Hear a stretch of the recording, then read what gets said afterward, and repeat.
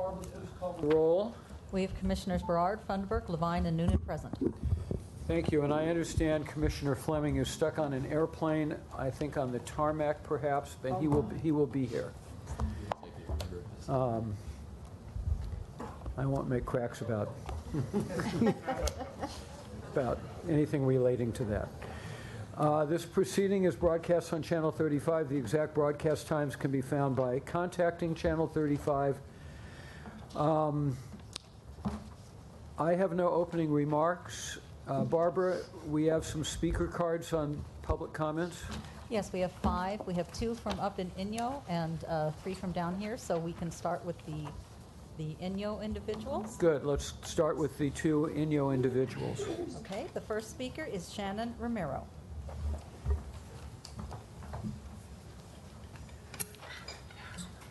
Monahu, can you hear me? Yes. Yes. Okay.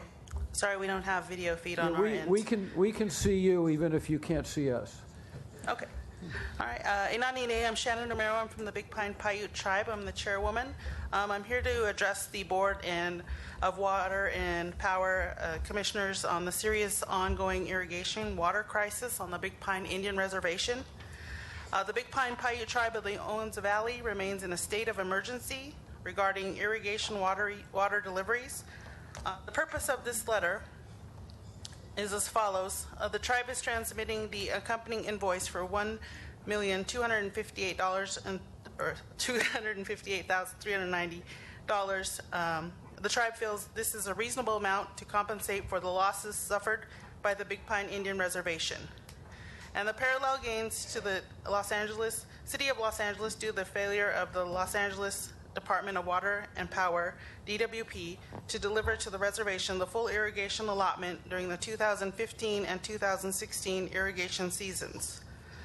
The tribe asks once again that DWP honors its obligations as spelled out in the June 1939 land exchange deed between the City of Los Angeles and the United States of America, and replace and repair the damaged main pipe located on the city-owned land to the south of the reservation. The pipe transports vital water to the irrigation distribution system.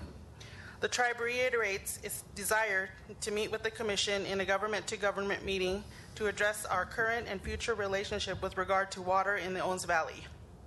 For several years, the tribe has attempted to call to the attention to the fact that the irrigation mainline has degraded.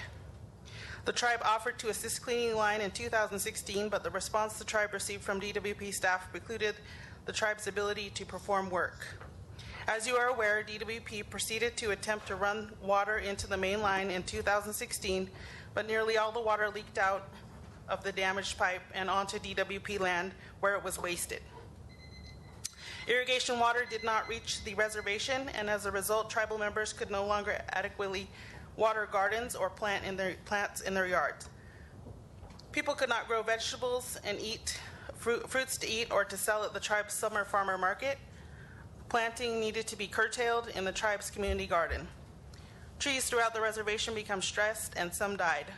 Tribal staff has worked in good faith to meet with DWP staff during the past year to achieve a resolution to this solution, but DWP has been slow to respond and has placed harsh and unnecessary terms in the document it has sent to the tribe. The tribe has responded with reasonable edits to the proposed document, but DWP staff continue to demand terms to which the tribe cannot agree. None of these procedures are necessary for tribe DWP to simply fulfill its obligation to deliver irrigation water to the reservation. The tribe implores your commission to work to reverse this situation as soon as possible. The 2017 irrigation season is upon us, and there is a huge amount of water that will flow down the Big Pine Creek this summer and spring. Without your immediate assistance, the reservation will be dry for a second year in a row, and our community is in dire need of its water. Thank you. And this letter will be submitted to emailed, and hard copies will be sent out. Good. Thank you. Thank you very much. Okay, the next speaker is Sally Manning.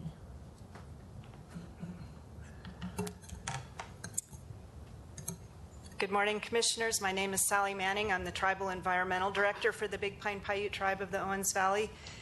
My comment today is to remind you that the LA Department of Water and Power It's your obligation to deliver water to the Big Pine Indian Reservation.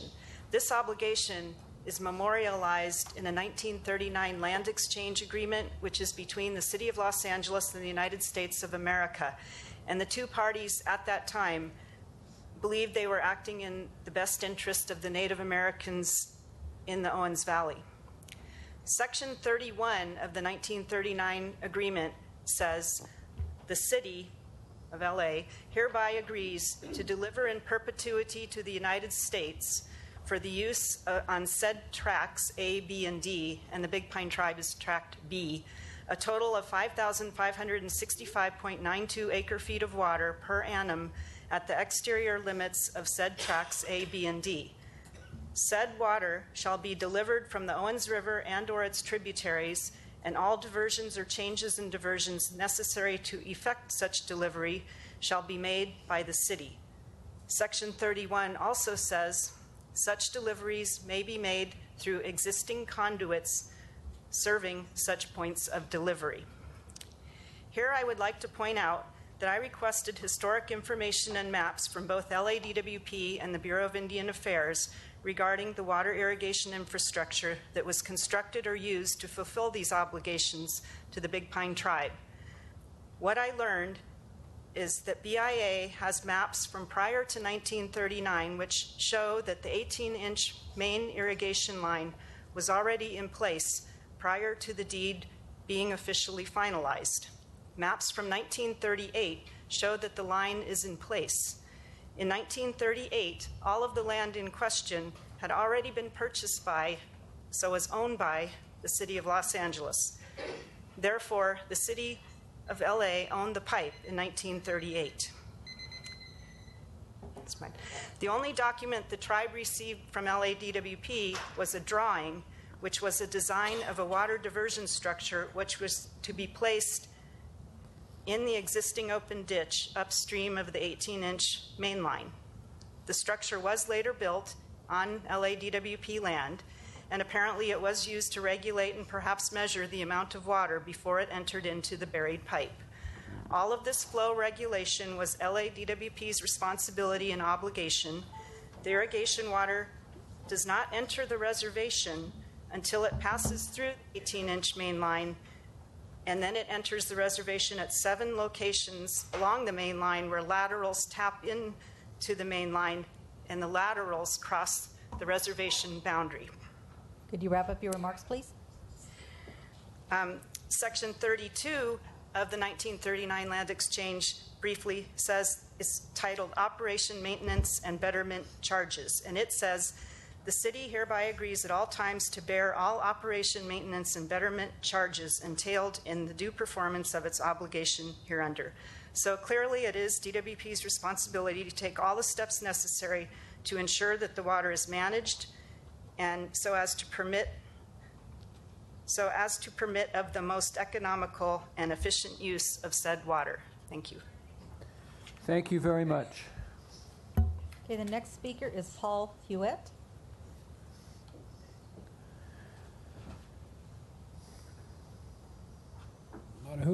Morning, commissioners and others. My name is Paul Hewitt. I'm a Big Pine Paiute tribal member, also the water wastewater operator, and I do supply the irrigation water. Well, I haven't been for the past year and a half. So Could you speak? Oh, I'm speaking to it. It's Yeah, maybe move the mic up a little bit closer to you. Okay. So, like Shannon said, it's a really important. It's an emergency situation that we're in. Last year, we weren't able to receive any water. We're a disadvantaged community, and the water is beneficial for our tribal members to grow and sustain our sovereignty, you know, to grow their own foods and whatnot, and they haven't been able to do that. I'm the guy that gets all the phone calls about where's my water, and it's hard for me to explain to them the situation. So the line is located on Los Angeles City-owned land, and I think that if I owned some land and it was providing people water, I know I would handle the situation and not try to jump through a flaming hoop the size of a Cheerio to get this done.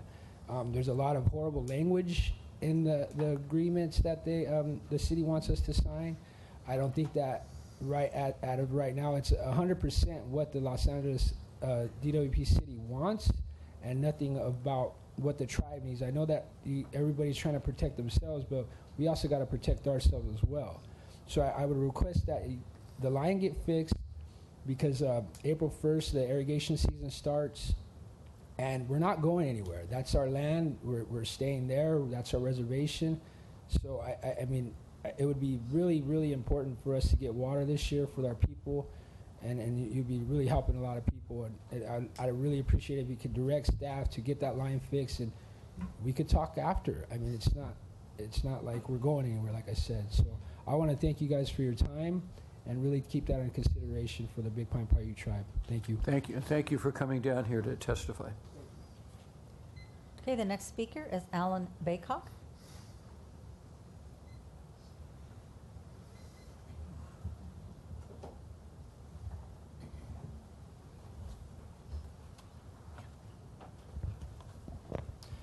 Manahu. My name is Alan Baycock. I'm also a Big Pine tribal member, and I was in the car with Paul and had to listen to him the whole way down here this morning.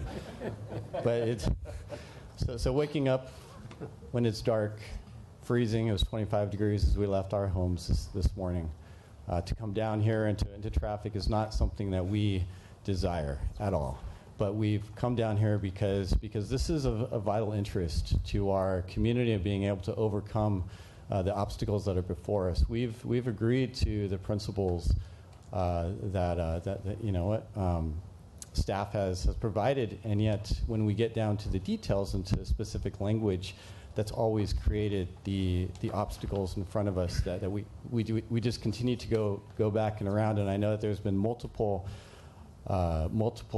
papers and documents that have happened, and with that, things tend to be delayed, installed. And here we are now looking at spring, this year unprecedented in how much water is available. And I know Los Angeles is looking to be able to spread water, and our reservation is looking around and saying, and not us. And not us.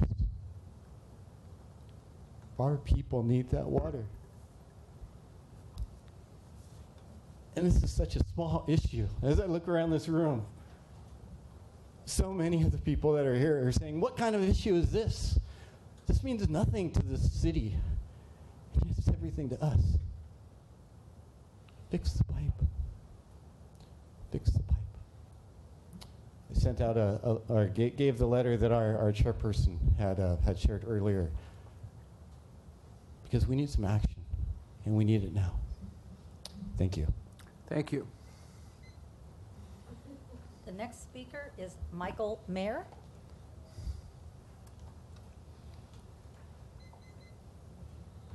How's it going? Thank you. I'm Michael Mayer. I'm really proud and happy to be following everyone from Inyo County and from the Paiute tribe. Over the past 6 weeks, I've been running as a write-in candidate for mayor of Los Angeles. Personally, the goal was never to win, but to try and drive an awareness around underrepresented voices, both issues and solutions. In that time, I had the support of a team that helped expose a number of issues, one of which was revealing our continued role as a colonial power in Owens Valley. DWP owns enough land in Inyo County to fit the entire city of Los Angeles.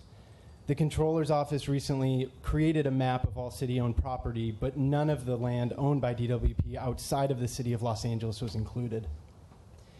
I ask that you work to reveal this massive opportunity and do more to include and empower the citizens of Inyo County and also the Paiute tribes with the development of this land. When it comes to the valley, you have a responsibility to those issues and to the agreements that have been made in the past. But with another drought inevitable, the valley will most likely be sucked dry of all of its resources, and we will be forced to find alternatives. You have the responsibility to the environment to find alternatives today, not when that day comes. We have a Pacific Ocean that can be desalinated. Countries like Saudi Arabia and Israel are already leading this innovation, and Israel alone has over 300 water technology companies specializing in desalination. The opportunity there is that it earns $2 billion billion annually by exporting its water to other countries. Additionally, I have a personal friend who has created his own backyard water system by turning water vapor in the air into water. And I know that your partnership with LACI, the Los Angeles Clean Tech Incubator, is exposing similar opportunities. You have the responsibility to support the people of Inyo County, the Paiute tribes, the environment, and the future of Los Angeles. All I ask as a citizen voting today is again to be bold, be innovative, and lead us into a sustainable future regardless of who our elected officials are. We are Los Angeles, and if you lead with innovation and inspiration, this city will get behind you. I look forward to being in touch personally, and thank you. Thank you. That was the last speaker for item 2. Item 3, General Manager Report. Just briefly wanted to let you know that I was at the Plug-in Electric Vehicle Coalition this morning providing opening comments, and it was exciting to have that in Los Angeles. Representatives from the mayor's office, the governor's office, Mary Nichols from CARB was there, as well as a number of people from within California, the Western United States, and Canada. So it's very nice to think that what's a major part of our integrated resource plan, we're hosting the organization right here that will help us move forward to reducing greenhouse gas emissions. So it's happening just a few miles away, and nice to have it here. Great. Glad you were there. Comments from commissioners on agendized items and requests from commissioners relating to departmental operations. Hearing none. Comments from ratepayer advocate on agendized items. I will have comments on items 6 and 26 as they occur. Great, thank you. Okay, item 6, rates and equity metrics, and we have a number of speaker cards on this item. I guess we should hear from the people who have submitted speaker cards before the item is presented. Okay. The first speaker is Stella Ursa, and after that, Jorge Madrid.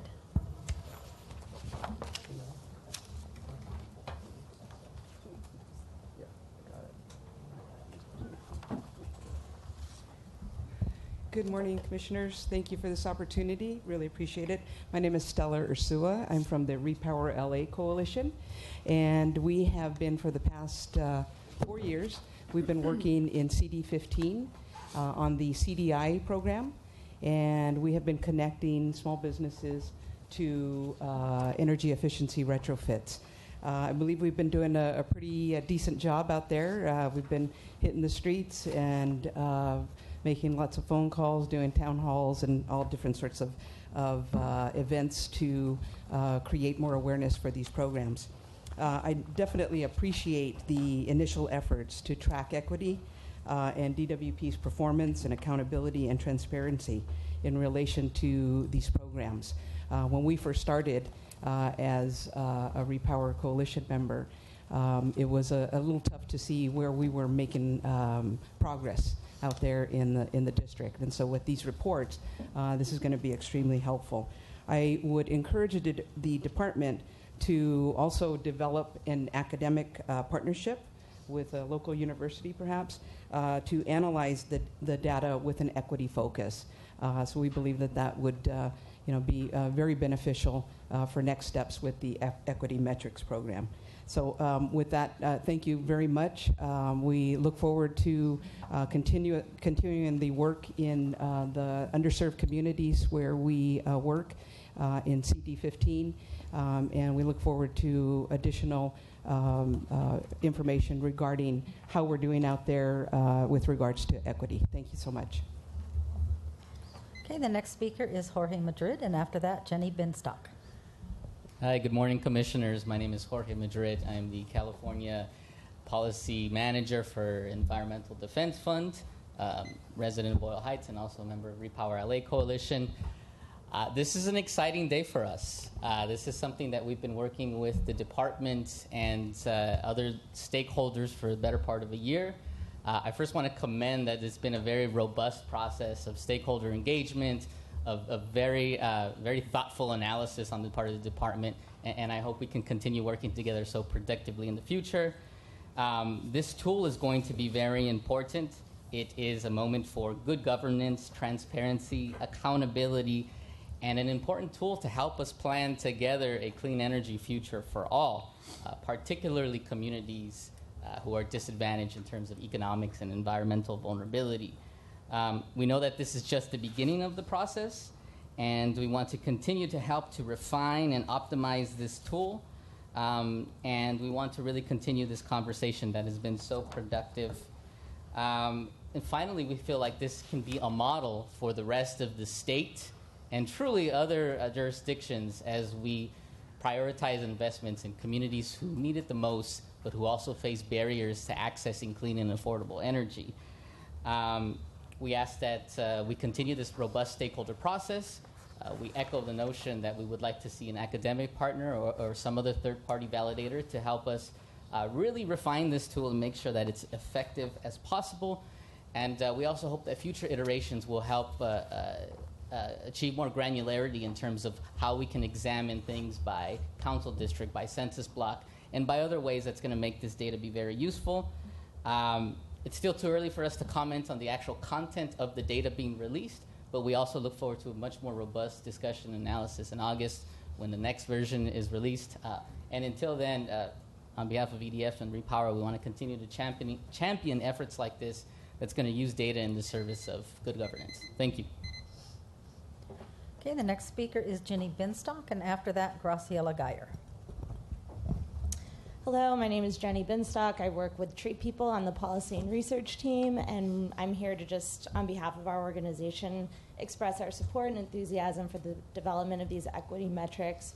We appreciate all of our collaborations with DWP and with city plans to expand stormwater capture and urban greening and urban canopy, and we appreciate the ways that these metrics will not only allow DWP but many partners and communities to strategically invest resources in communities with most need for all of these and many more services. So we look forward to continued collaborations to see how these this important data can kind of come to fruition and adequately serve residents and all Angelenos in these deliveries of services. And we also are supportive of the ideas that have been expressed here in terms of academic collaborations to ensure this is all very accessible and an excellent resource for communities. So thank you.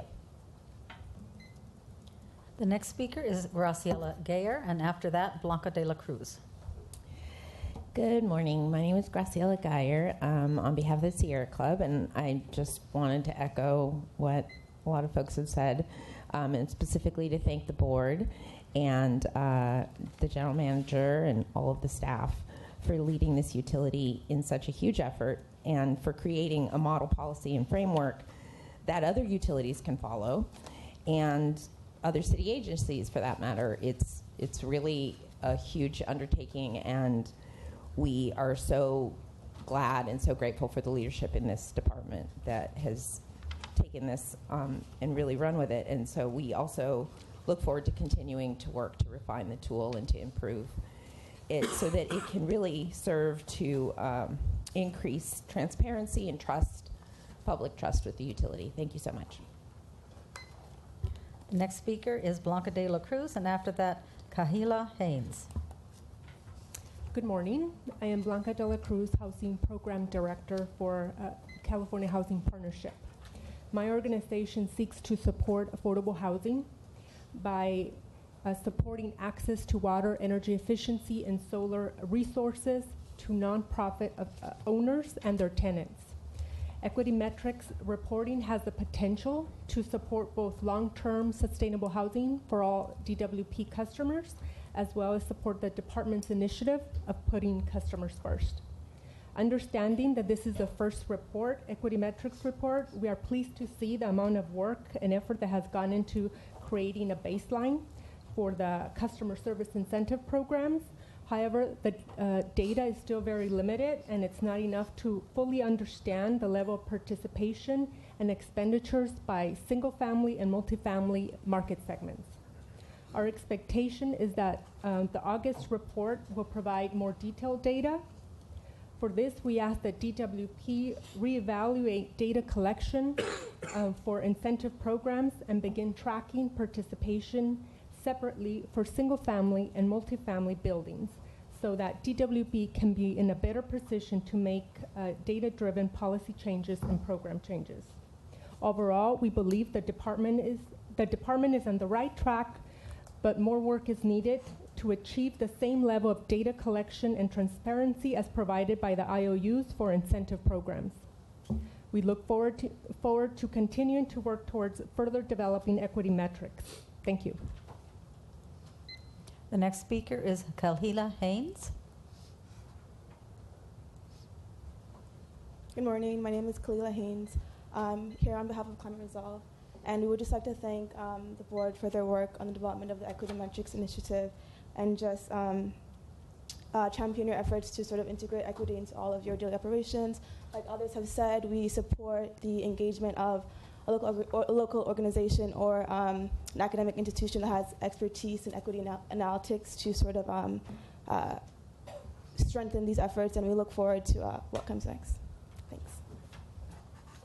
That was the last speaker and closes the public comment section for number 6. Thank you all for coming here and providing your input, which is very much appreciated.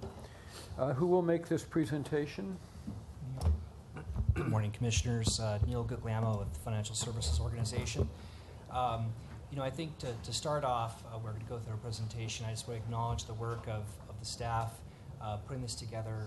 John Chen and his team did a really good job on pulling this together, involving the stakeholders. We got a lot of really good participation from many diverse groups across the city. We've had really good support from our commissioners as well, which we really appreciate. So I think this is an ongoing, meaningful effort, and this is kind of like our first step in this process. We imagine that we're going to continue to refine it and improve as we move forward. So with that, we'll go ahead and start our presentation.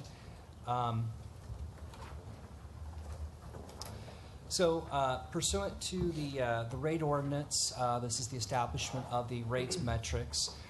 For the first time, we have included in both the water and power rate ordinances specific metrics governing both operational metrics and financial metrics that we're going to report on a regular basis to the board and to the OPA. These metrics are being monitored now across all the divisions within the department. We have results for the metrics. We have a nice dashboard set up for each individual metric. We establish targets on an annual basis, and we evaluate the performance against those targets. To the extent that any of the metrics are outside of a tolerance threshold, then the department is working with the staff to identify any necessary mitigation measures that would have to be taken. In terms of the equity metrics, we have board approval, and we have established a list of equity metrics, and we are reporting on those metrics at the same time as the rates metrics going forward. Okay, so let's go ahead and jump into the rates metrics. So in concert with the Mayor's Office, the City Council, and the ratepayer advocate, we developed these metrics for the current rate ordinances. We report on these metrics on a quarterly basis to the OPA and ratepayer advocate's office, and on a semi-annual basis to the board. And to the extent necessary, we'll be happy to report to the Energy and Environment Committee and the City Council as well. So that's our timeline. It could be a little bit difficult to see, but essentially we had our very first report to the OPA in January of this year. We developed and provided the report on the metrics as well in February. We're reporting on this now for the period that ended the first 4 months of the current fiscal year, which began July 1st. Our next set of reporting is going to be happening once we've completed our fiscal year, which will be essentially the July-August timeframe, both to the OPA and to the board. As we look forward, we also want to make sure that we can report on a complete fiscal year basis. It takes the department a few months after the fiscal year ends to go through what's called our closing, our accounting process. And so we'll have that information available to report to the OPA and to the board in very early 2018 on the completion of the current fiscal year. So again, the rates metrics are standardized. They have a very consistent one-page dashboard reporting format. We're tracking these metrics on a monthly basis with all the organizations across the department. There's an assigned manager. There's regular meetings that are going on. And based on the information it provides the OPA, we also get feedback from the OPA on these metrics as well. So this is the overall status. We have these nifty color scheme before you. Essentially, we have 12 targets that, in work with the organizations, those targets essentially have exceeded their target, the metrics. We have 23 that are within the acceptable variance threshold. We have 11 that are outside the variance threshold, and that can vary. It could be 10%, could be 15%. Really depends upon the metric. And then we have about 4 metrics that need further attention, but are not necessarily outside the variance threshold. And then a couple of metrics that are informational only. That's that total of 52 metrics. And you can see the metrics, again, just broken down by system. We have metrics in the power system, for example, reliability metrics. We have metrics in the water system that could be related to the trunk line, main line programs, groundwater programs, and others. And then the joint system metrics regarding training, hiring of staff, and replacement of our critical financial and human resources systems. This is just a summary. It's one page, actually, the complete summary document. You can see here, if you look to the far right column, the indicators of green, blue, white is an informational only metric. If we were to show you the other pages within the complete summary report, you would see also those that have a red or a yellow shading. This is a sample dashboard. So for the power system, this is our pole replacements. We're actually exceeding our targets. We've done very well. Our crews have been working tirelessly out there to get these poles replaced. And you can see the performance on a monthly basis there in the dashboard. There's some context that's provided in terms of any challenges the organizations foresee, next steps in terms of what actions to be taken. But essentially in this metric, the department is doing very, very well. And then this is a water quality metric as well. So again, we're looking at this on a monthly basis. You can see there the months that are green would be we've been within the variance threshold, or yellow we've been performing outside the variance threshold. We have identified some performance issues and follow-up items for the various organizations to address. Just a couple of samples. Again, so next steps, we're going to continue to refine the rates metrics. We've had several conversations with the Ratepayer Advocate's Office with regards to which metrics they feel and we feel might be most informative for the board. Is quite a number of metrics, looking at those 52 right now. There could be an increase or a decrease of the metrics based on the board's pleasure. I think we'll have some recommendations to provide to the board soon in terms of going forward with those metrics we believe would be most useful. Again, we'll continue to monitor the progress against those metrics targets over the course of the fiscal year. And then as we go to your board for authorization of the budget, that will actually help establish metrics for the next fiscal year. For example, financial metrics targets. So those are our next steps in the process for the rates metrics. And if there's no questions yet, we can jump into the equity metrics, or we can entertain questions here on the rates metrics at your pleasure. Go ahead. Okay, so we'll jump into the equity metrics. So again, these are performance indicators to help provide data in terms of the progress on our programs and services, geographically, demographically. It's really important we do a heat mapping for a lot of issues to see, where we're seeing challenges in terms of, say, infrastructure reliability, where we see participation in various programs, whether it be a pool rate program or something else. So they're very informative. They can help us make recommendations to the board on what changes we should make in terms of, say, outreach to communities. Maybe we don't have participation in certain parts of the city in certain programs. We want to make sure that we get that participation, because the energy efficiency and water conservation benefits are there. We just have to find a way to get them in place. So again, the board authorized back in August the Equity Metrics Data Initiative, which we've been working on now with the stakeholders. And we have our core categories as well, the 4 core categories. So again, if you look at the core categories on the left, it's infrastructure investments, programs and services, procurement, and employment. We have a number of metrics totaling 15 that are broken down each of those major categories. And this is the water mainline conditions and plan replacement map. Again, it's a heat map. It may be difficult to see, but you can see the concentrations based on the coloring of yellow and red and orange.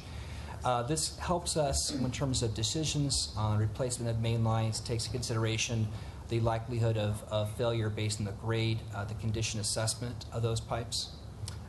Factors that contribute to the grades would be the age, the diameter, the evaluation, hillside movement, and so on and so forth. So this is our SAIDI. So we have our SAIDI and our SAVI in terms of the interruption indexes. This is based on duration. The data was as of December 2016, shows the average outage duration for each customer served per year. The tree canopy program, again, looking at the tree planting, there's been a lot of efforts made going back to the mid-90s on trees and tree replacements. And the department has an existing agreement with Los Angeles City Plants. We've been providing funding for a number of years. But this just shows, again, those concentrations across the city. The new hire and promotional demographics, so there's information there in terms of hiring and promotions. Based on gender, based on ethnicity. The draft reporting timeline. So again, the approval back in August of last year, the resolution in December as well. Our first report to the Ratepayer Advocate's Office was in January. Our first report here to the board today. And then the information is available on the website as well. And essentially that concludes the presentation, but where I want to leave off, I think, our presentation is that we really value the data that we've been collecting. Both the rates metrics data is very valuable in assessing performance against targets and whether or not we have to make adjustments in how we go about our capital program or our operation and maintenance programs. And then on the equity metrics, again, it's helpful to have that collaborative discussion with stakeholders who are coming from different perspectives to see, are the rebates and incentive programs that we're offering sufficient? Do they meet the needs? Do they help us get to the levels of energy and water conservation we want to realize? And then how are we, in terms of success, how are we reaching out to communities across the city and increasing that participation, and what can we do to improve in those areas? So I think the data we're collecting, the dialogue that we're having is very good. It's informative to us, and we really want to work from here and make further improvements. It's very, very impressive. It's a great deal of work, and I know that there was a lot of interest for a long time at the board level, and the staff has certainly responded extremely impressively. Thanks. Commissioner Barad. Yes, I'd like to commend you, Neil, and the staff for a very thorough presentation on equity metrics. And I was happy to see that you call this a work in progress and that we could add metrics as necessary. My concern is when I look at this, the equity core areas and programs, that I don't see a metric that is specific that says outreach. And I think this is an area that we need to make it a metric so that we can see what kind of job we're doing. And I know that you say that we're going to outreach to all segments of the community, both geographically, demographically, but how are we going to inform the communities, all segments of the community, of everything that DWP has to offer, such as rebates, home energy improvement, all the things that you've listed? electric vehicles, and how do we get feedback? Right. I think we need to measure how we're doing on outreach to all segments of the community, and then how do we get the feedback. There needs to be some process so that we could look back and say, okay, we've done well here, but we need to strengthen in another area. But I think unless it's actually listed here as a metric, Right. I think it might fall through the cracks. Commissioner, I agree with you. When it comes to outreach, we have great staff across the department. I think they're doing a bang-up job of trying to get the word out to the community. But what we've seen in terms of participation as well leads us to understand that it's different media types need to be used to maximize that outreach benefit. So we can definitely look at that and having that as one of our additional metrics in terms of outreach, and ways in which we can ensure that we get feedback from our customers, whether it's through a stakeholder process, online, hosted forum. There's so many types and ways in which we can communicate better with our customers that we want to maximize that return so we understand and get their feedback on how we can improve further. We agree. Yes, but just as an example, this morning I had a meeting with the managers involved with electric vehicle, and how do we get the word out? Because this is now very timely. Right. And how do we let people know about electric vehicles and charging stations and all that's involved in that? And so I had suggested to the people I met with this morning that they at least make the first venture Thursday night, when the Valley Alliance of Neighborhood Councils will be having their mixer with over 200 people representing every neighborhood council in the San Fernando Valley. And that's 1/3 of all the neighborhood councils in the city. Now I think we need to say, okay, where else should we meet? Go to the harbor, to the Mid-Wilshire. Where else, what other parts of the community should they take this message? And you could use any of these examples. You have customer incentive programs. How do we tell people about this, about all of the things that we're advocating here? Refrigerator exchange, tree canopies, rain barrels, all these things. And I think the neighborhood councils is a perfect vehicle. But then there's other groups besides, and we need to really, I think, look at where our people should go to meet with the different segments of the community, and every community is different. I agree with you. There's a lot of community-based organizations. Yes. I think during the rates process, we were trying to do as much outreach as we could to our customers all across the city. And we found that, you could be in a church one day, or you could be going to, I think even a Kaiser Permanente had like a community room that we used for one of our rates presentations. A trailer, yes, because Dr. Pickle was there with me that night. So, but absolutely, we want to make sure we can maximize that. And I think one thing we heard quite a bit from our stakeholders was, participation with a academic partner with us. And that's something that we're looking forward to doing. I think we're also working with KPMG, our auditor, to validate the metrics that we have, the rates metrics and the equity metrics, to ensure that the calculations are accurate and everything's done correctly. But having that academic partnership is really good.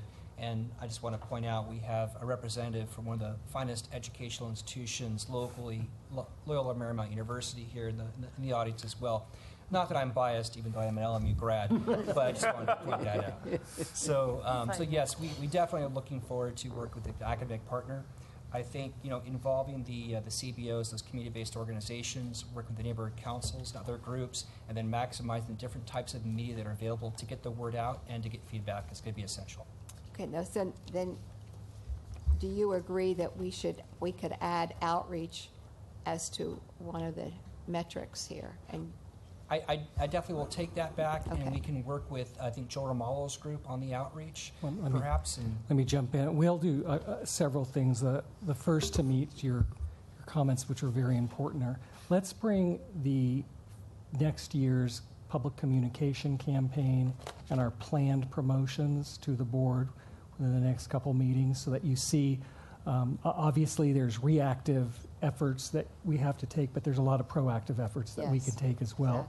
exactly. We'll bring that forward, and we'll bring from Joe some ideas of what sort of metrics might be good and what sort of feedback metrics might be the best, and have Joe present that to the board, and we can discuss it and talk in more detail. And I'll try to get that for the first or second meeting in April. Good. That's excellent. Because, we can have the best programs in the world, but if the community doesn't know about it and they don't give their feedback, then we've really failed. Understood.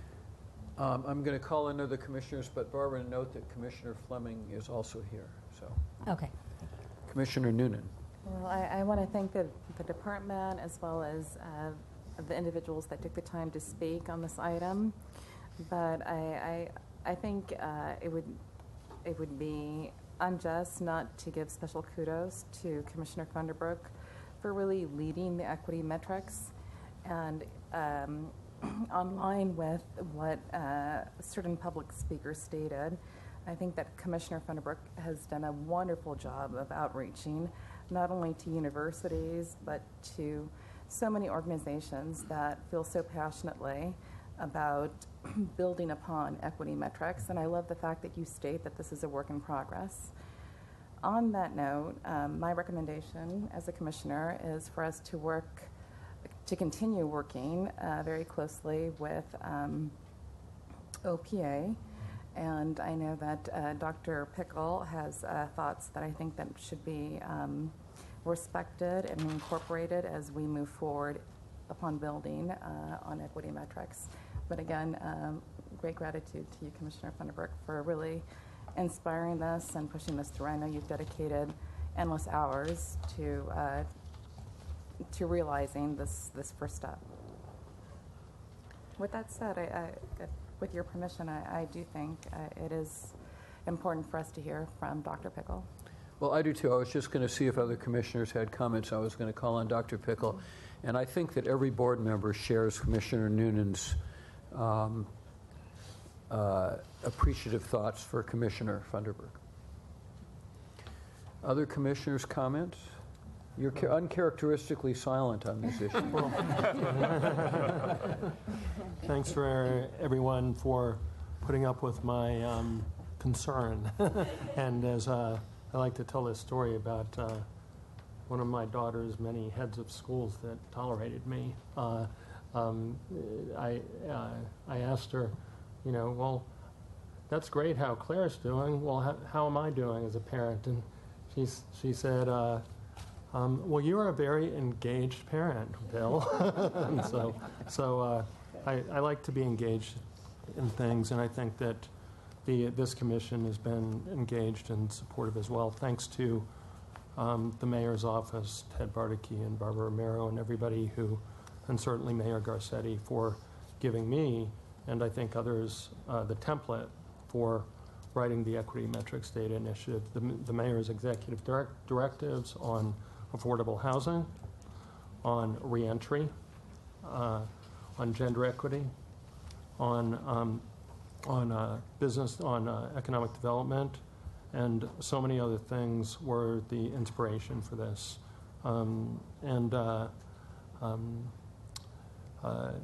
I think that the mayor's office also has provided a great template in the GeoHub, which I understand our staff is going to be working with the mayor's office on trying to get more granular data at the census tract level to help inform our decision making. Thanks a lot to somebody who's not here, who's out on health leave, but that's Jeff Peltola, who is normally sitting over there, and certainly Dave, to your predecessor, Marcy Edwards, and to you for carrying the ball on this, because I think that it's not just about equity, it's about our culture here at DWP. And as Commissioner Levine and I learned in our first assignment with Owens Valley, and Commissioner Noonan did not give us a warning, but I think that she just stood there and said, yes, you're going to learn what's going on up there. We have. I tried my best. And you did a great job. We learned that things have been done differently. I learned a lot myself that where the city of LA is very lucky to have the 9,000, 10,000 on any one day employees that work, and sometimes 24/7, many times around the clock on the weekends, sometimes beyond retirement age, but all with the right intent of carrying out what public power and public water service is about, and trying to balance, which I think is important, balance the needs of the community, balance the needs of all of the ratepayers with providing water and power at the most competitive cost, but making sure that we deploy our resources equitably. So lastly, I think that equity metrics we've gotten the ball going, and to every one of you out there in the audience who fought tooth and nail for the past 12 to 14 months to even get equity metrics treated equally on the same plane as our rate metrics. It's the gift to you, to the community, that we are giving this, and we hope that you continue to hold us accountable as a commission and our successors accountable to make sure that we live up to it. The main purpose of this was not to be helpful to just one segment of LA's population. It's to, and in this day and age that we see people talking past one another, accusing people of atrocious things, hateful behavior, and everything else, it's time that we use this to come together as a community and as a city. And I think that equity metrics can really help to engage the customers and inform us as policymakers with data to allow us to make decisions not based on emotion, but just based on the data, so that the commission can do the right thing by the ratepayers and make sure that the assets are deployed equitably. And John Chan, thank you to you. You've I think that when you were assigned to me, and I say that,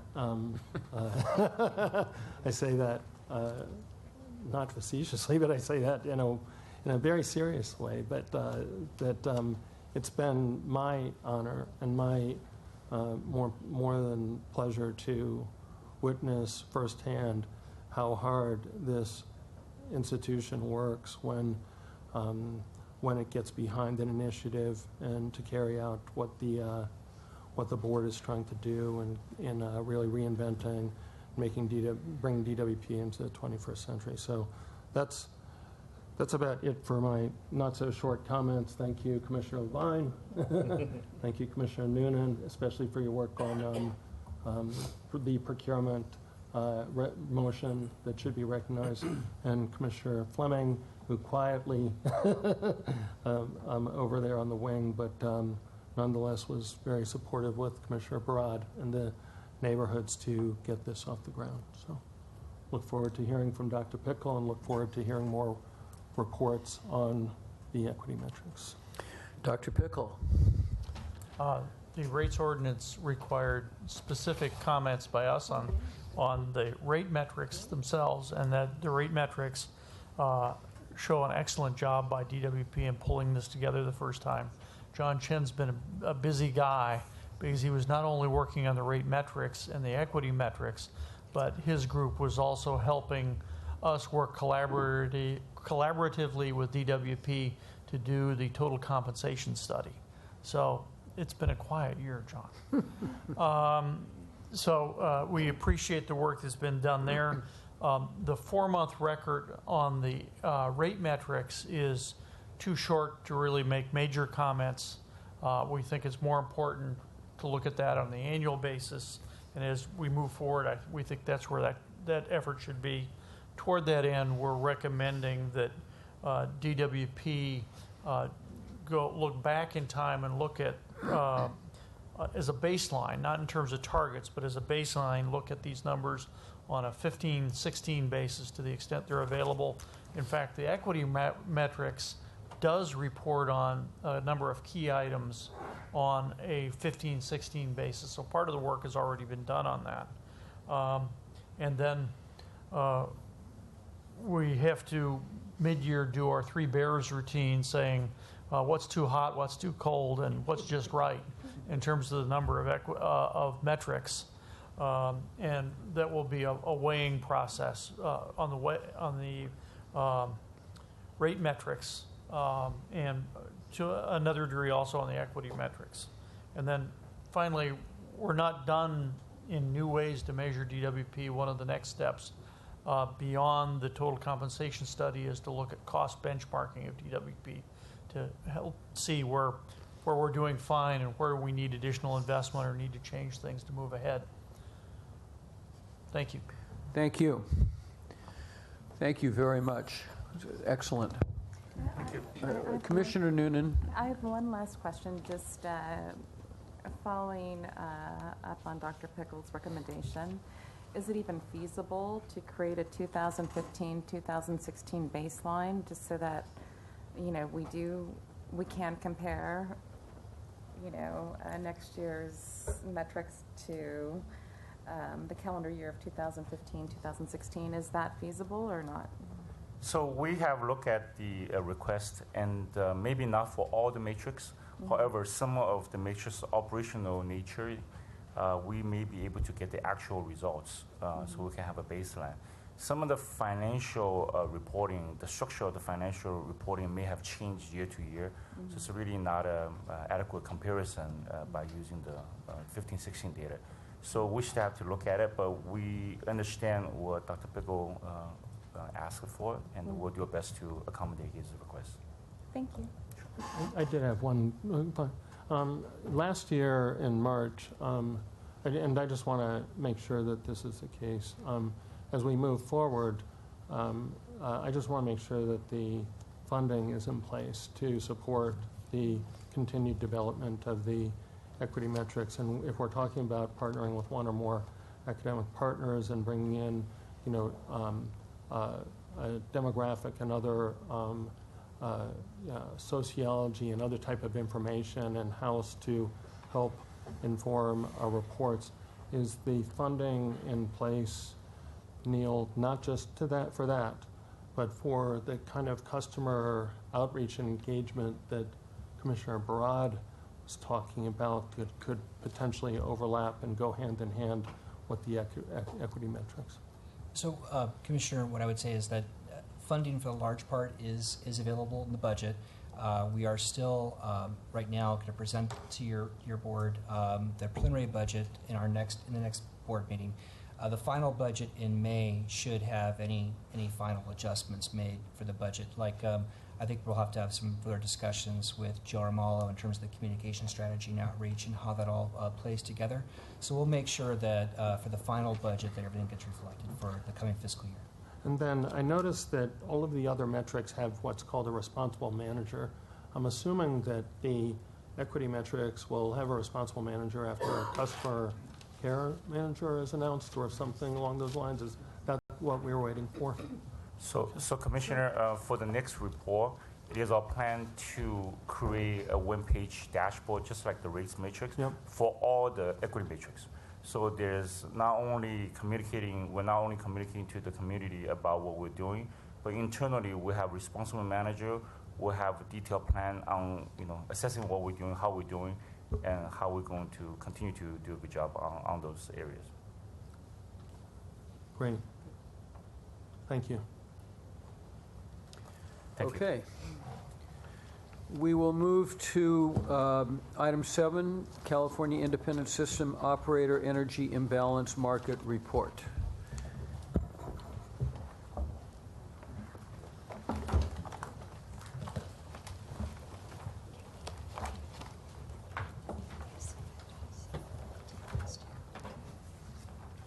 Good morning. Rayco Kerr. I'm here to your right with Louis Ting, our Director of Power Planning and Development. And to your left, I have Stefan Bird, the President and CEO of Pacificor.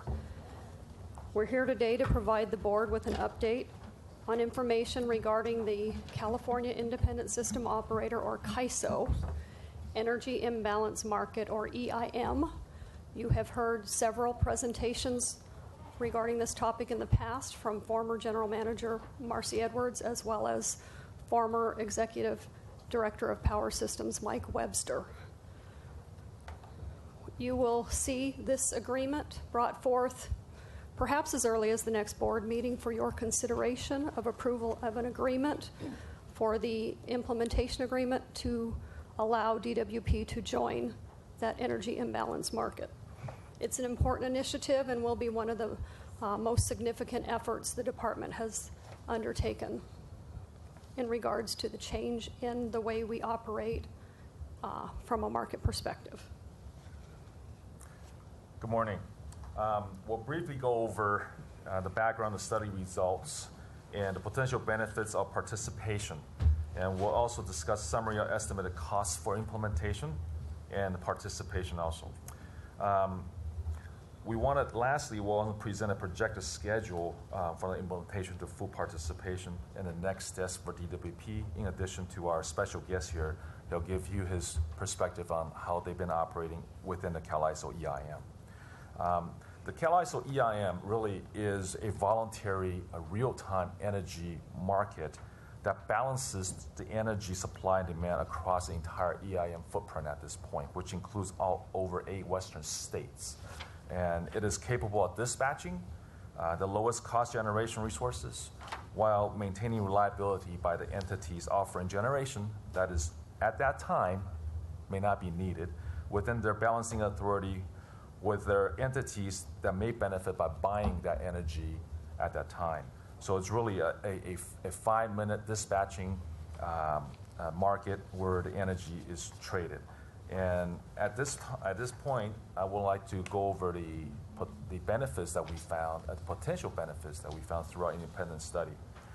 Really, by offering our generation resources beyond our local demands on a voluntary basis, and purchase renewables and other resources when the market presents the opportunity, really that sums up the benefit that we're going to receive. As you can see from the first 3 bullets, really the lower the reserve required for integration of renewables. So when there's a potential overgeneration of renewable from CAISO, we're able to potentially produce that or purchase that in our system, and that will potentially lower our production cost savings and also increase our EIM sales revenue by offering the flexible resources that we have within our system, such as Castaic and other units that we have. And we're going to decrease our renewable costs because we can potentially purchase that through the integration costs with the CAISO. And at this point, there are no transmission access charges. So as far as import and exporting energy through CAISO, that is part of the cost of doing business. But at this point, there's no extra fee for that. And there is no exit fee for not participating in the EIM, and we can exit any time. There are other benefits that the study identified, such as geographic diversity of resources with that, as far as other resources above and beyond what we have, that the CAISO with an EIM footprint, they can produce that for us, and we can participate with those resources that we currently may not have. And what other benefits we've shown is that we can upgrade our existing infrastructure, such as metering system, and also our control center and data acquisition, and also SCADA, which is a data control system. Now we can meet our future flexibility needs with the integration of renewables. And we're definitely going to reduce our carbon footprint by purchasing more renewable resources from the CAISO market. Well, last but not least, with the replacement and the communication system in our control system at the ECC or control center, it's really going to provide us a real-time visibility and system operational intelligence. So what that means is that as the real-time market produces better information for us, we can better react and also be aware of the situation with our own grid. And let me go over just some of the numbers with you. The implementation agreement that we're going to bring forth, like Ms. Reiko mentioned in the next meeting, is really the first step into in participating and throughout the whole process that it's going to take about 24 months to implement this system. And there is some costs associated with this one-time cost, and I can really break it down into 3 categories of the costs. There's really the IT-related hardware and software costs, is about 20 to 30%. And then the power-related equipment and other telecommunication costs is about another 20 to 30%, depending on what is the scope that's going to actually require to upgrade our system, including some of the metering system and associated equipment. And also the project soft costs, which includes about an estimated $928,000 cost that we're going to pay to CalISO for their implementation of their system. For example, modeling of our entire system within a CalISO footprint. All right, and that's the kind of the breakdown of the total $15 to $20 million implementation costs. And through our independent study, the estimated expenses, the annual expenses, that is about $2 to $2.3 million at this point, and also the net benefits with all the costs implemented, we potentially will see $2 to $5 million a year of net benefit. Now, the first year we did show that the potentially only be about $0 to $3 million. That depending on the full implementation costs and so forth. And again, we'll talk a little bit more about that. And as far as other agreements to be executed during the implementation process, we have 5 agreements, and the first and the last agreement is really the entity agreement, which it sets the expectation and also the requirements and the terms and conditions between CalISO and us, and how we're going to operate during the EIM market while we participate in the EIM market. The middle 3 agreements are really the scheduling and also the access expectation and requirements for the equipment that's required while we participate in the EIM market. So for example, the metering, which is one of the largest, most of the entity that are participating right now, that they've learned that the equipment for metering is very critical to make sure that we are, everybody gets paid the right amount of dollars and so forth. And with that in mind, Ms. Reiko will go over. So currently on the top 4 entities, those are the entities that have been participating in the EIM. PacifiCorp is the longest standing member of that. They joined in 2014. Each of these 4 entities serve over 1 million customers. So compared to LADWP with 1.5 million, they're all balancing authority areas like DWP. In addition, the bottom half have the 4 entities that have announced plans to join the EIM as well as their expected date. 2 weeks ago, SMUD, the Sacramento Municipal Utility District, through their Balancing Authority of Northern California, will be joining in April of 2019. A couple of comments from entities that are in the EIM. So the CAISO, the first bullet, the least cost resources in the EIM. That's very important to DWP so that our ratepayers can realize the benefits of that low-cost generation as well as additional renewable energy that we can import into our portfolio and help DWP reach and exceed its renewable portfolio goals. How does this help our renewable portfolio goals if we're just balancing? So when there is excess generation in the market, something has to be backed down. If there are a number of baseload units that you cannot back down. So you end up curtailing renewables. But if you can find a market for those, and right now the markets are outside of California. I see, okay.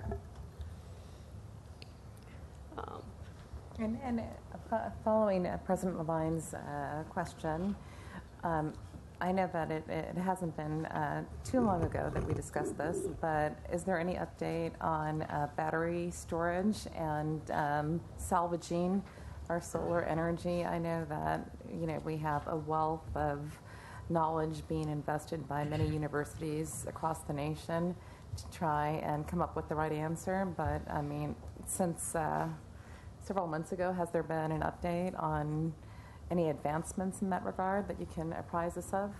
Well, there are a couple of large facilities that have come online recently. They accelerated those with the Aliso Canyon. Both Edison and San Diego Gas and Electric put on systems. Right now, they're more expensive than other generation, and you also have to input energy into that more than a 1-to-1 ratio. So as more and more of these get deployed, the cost will certainly come down. One of the biggest challenges is the amount of megawatt hours. So for instance, the facility, the largest one that San Diego put on, I think is 30 megawatts, and it has a 4-hour battery.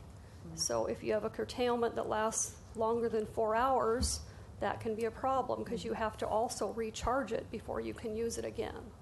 So that technology is being developed, but it still, in my opinion, still needs to be more improvements before it can be considered a reliable source. Reiko, could you expand a little bit on the question about integrating renewables, just the whole regional issue and the fact that we're tapping into so many states through a program like this? Sure. The larger your footprint. So when Arizona has a lot of sun and they end up having too much on their system, as more and more states race to increase their renewable portfolio standards, they are increasing with wind and solar. So when you have too much to where, you have your baseload generation, you can't go below that. But you have more solar, but you have to meet your load in real time. You end up curtailing either solar or wind to be able to make that real-time balance. This allows, with a larger footprint, when Arizona has too much, they can import to California, or if Arizona gets cloud cover and they need more and California has excess, it's a larger geographic footprint to balance overall.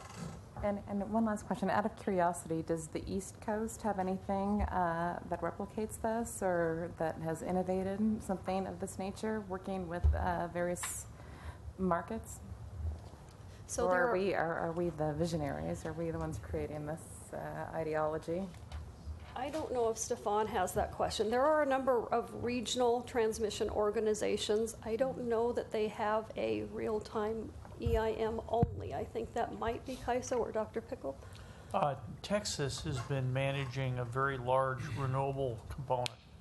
And Texas, being Texas, operates its own independent grid that does not operate in interstate commerce. So they were dealing with very large swings in wind production, scaring themselves early on, but now they're successfully managing. I'll be happy to share comments on that. I can provide some real-world experience from not only our utility in the Northwest, but also in the Midwest. Some pretty dramatic renewable integration capability there. Okay, perfect. The other item is the low risk, low cost, no exit fees. That was very attractive to LADWP because we have to ensure if there isn't ratepayer value, we don't want to stay in that market. We are not interested in socializing other costs onto our ratepayers. I think the LADWP has done an excellent job of balancing the reliability with environmental benefits as well as the ratepayer impact, where we can look at it holistically on what makes sense and keep our rates competitive, which impacts economic development.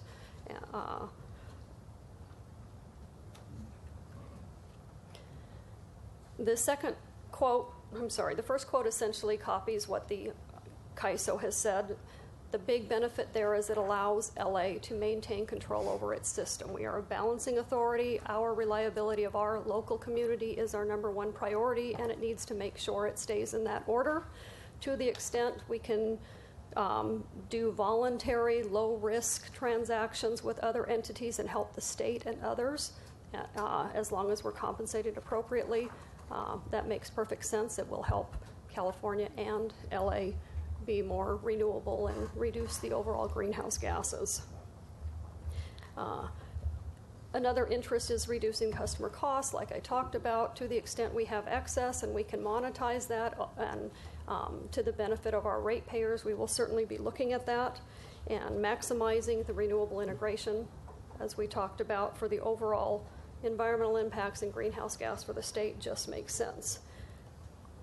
Lewis talked about situational awareness and increased reliability. That is very important. It will help the overall interconnected grid avoid system-wide blackouts like occurred in the 2011 Southwest blackout, which was the largest power failure in California's history, impacting San Diego, Orange County, Imperial Valley, Coachella Valley, parts of Arizona, and Mexico.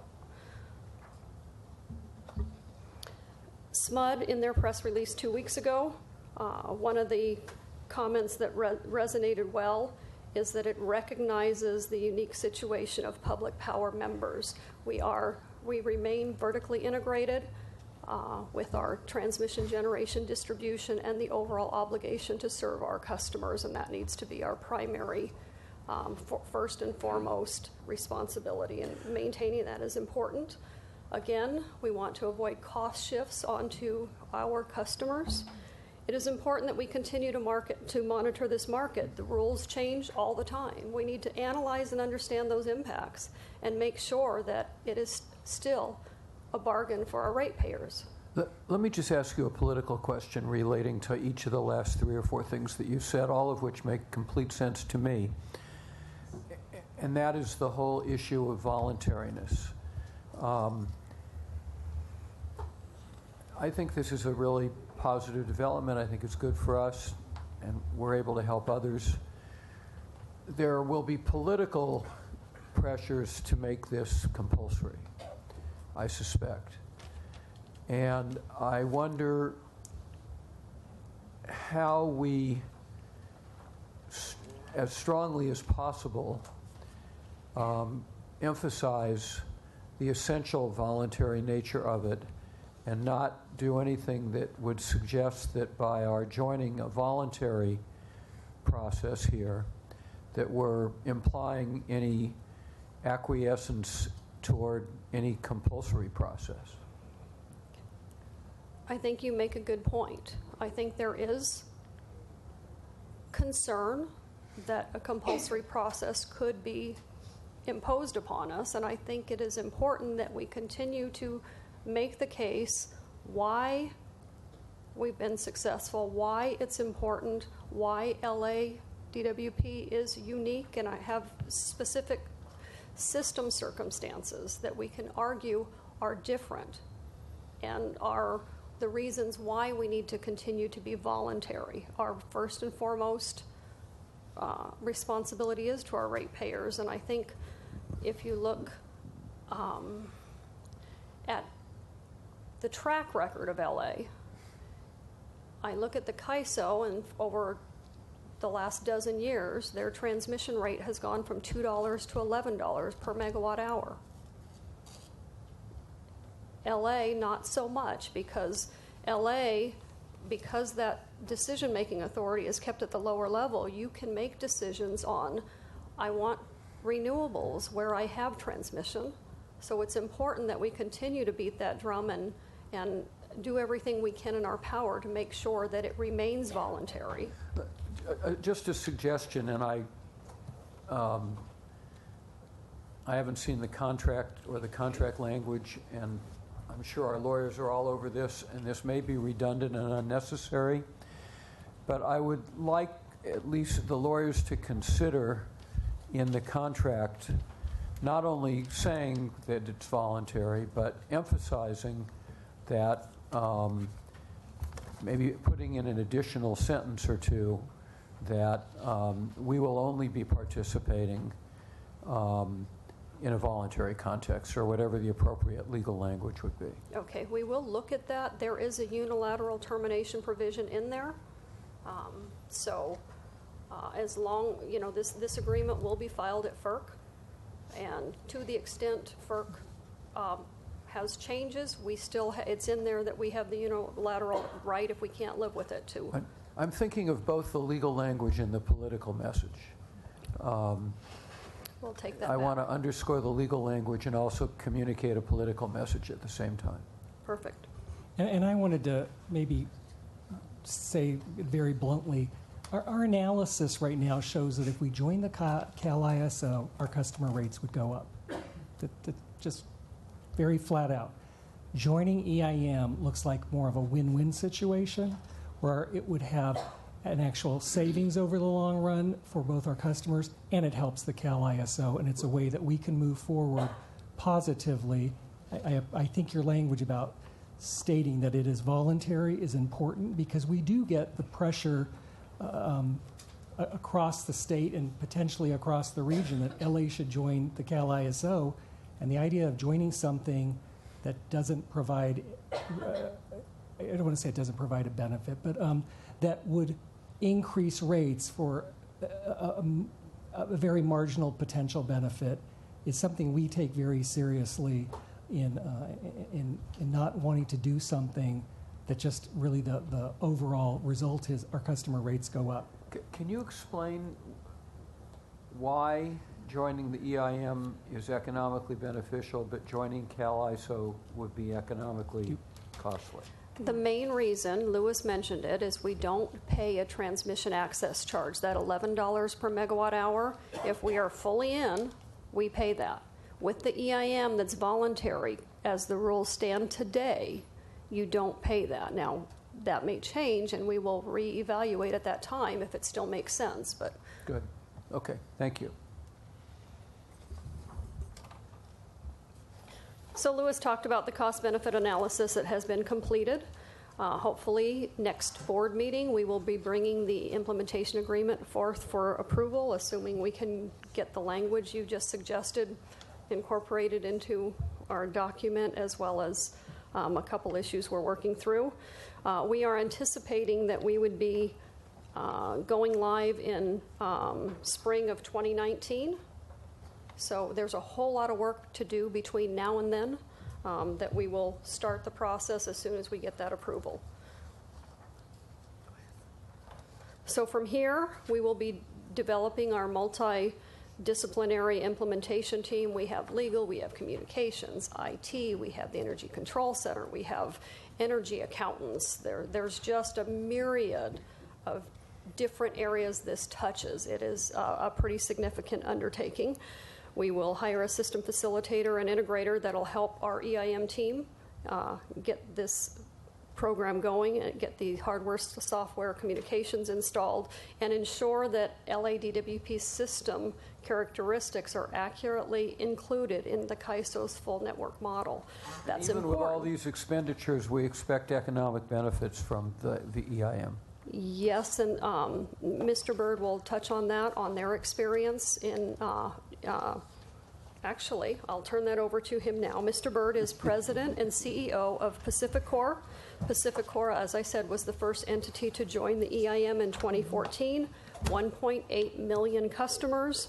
It looks like about 85,000 miles of transmission and distribution lines, generating capacity of 11,000 megawatts, and they own over 4,500 megawatts of renewable resources. So I will turn it over to Mr. Bird to discuss PacifiCorp's experience in the EIM. And Mr. Bird, respectfully, thank you for being with us today.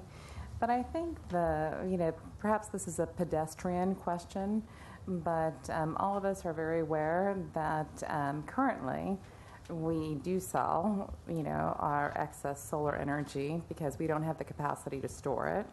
And so if you could elaborate on why we should invest in this kind of dynamics, because currently we kind of are doing this without a contract. Absolutely, and thank you, Commissioner. Thank you, President Levine, and all commissioners and RACO for inviting me to speak today. And really came here just to share our experience with the energy imbalance market. It's been a fantastic success story, really, with our onset goals were to reduce customer costs, improve reliability by giving our operators better tools to see forward and be more proactive instead of reactive, and operate in a much more high-speed environment, but also integrate renewables and reduce emissions. And we've seen all of those things in, again, tremendous success. And every day it just gets better. And I'd be very much looking forward to kind of sharing our experience. I mean, I can recall being in these shoes in April 2013 is when we signed the implementation agreement with the California ISO to implement. We went live 18 months later, a little faster pace than what you've proposed here. And it wasn't perfect, coming out of the gates, but it was also the first one. And maybe just to address some of your comments that you asked at the outset. So is this new, novel, or has someone else done it? Rather, how does this differ than Yeah. what we're doing right now? Yeah. And so around the country, there are a number of organized markets, and they all have some form of a real-time market. So that's not new. The California ISO has had a real-time market since 2009, and that's what really gave us the confidence. This has been operating for a while. It's proven. We don't want to join the whole thing. That's got a whole lot more additional complications to sort through. But they offered us to plug in at an incremental cost, with a no exit fee, voluntary opportunity that completely changed the whole paradigm. And so unlike any other part of the country, what was novel here is that almost every other case, you've always had a large number of states and utilities all come together at once and say, we're going to go do this, invest a large sum of money, build a big infrastructure, and go forth. In this case, it's very different. The ISO in California went down that path, built a full-blown market, worked out all sorts of issues, and then offered this unique opportunity to come in on a modular basis. That's never happened in any other part of the country. And so what was unique for us, ourselves and the ISO are the two largest grid operators in the West. We cover 9 states with about 16,500 miles of transmission. So we touch just about every market in the West. And that has always been unique to us, and we've been able to leverage that diversity for our customers, but with the commitment we have as well to transition our portfolio to a cleaner energy future, and also meet the needs of some of our states and certain customers who want to go on a much faster pace. The 4,500 megawatts that Reiko mentioned, we've added 3,000 of that just since I've been with PacifiCorp. I joined 10 years ago and ran our wholesale operation for a number of years, and we added all the wind and solar. Just 1,000 of solar came online last year. So it's even in current times, coming on at a very rapid pace. And we see the same thing you see in California, where there's hours where you've got more than you need and you're looking for a home. The worst thing, that you could do is just curtail it. So you've got free energy, that has no emissions. You want to use it.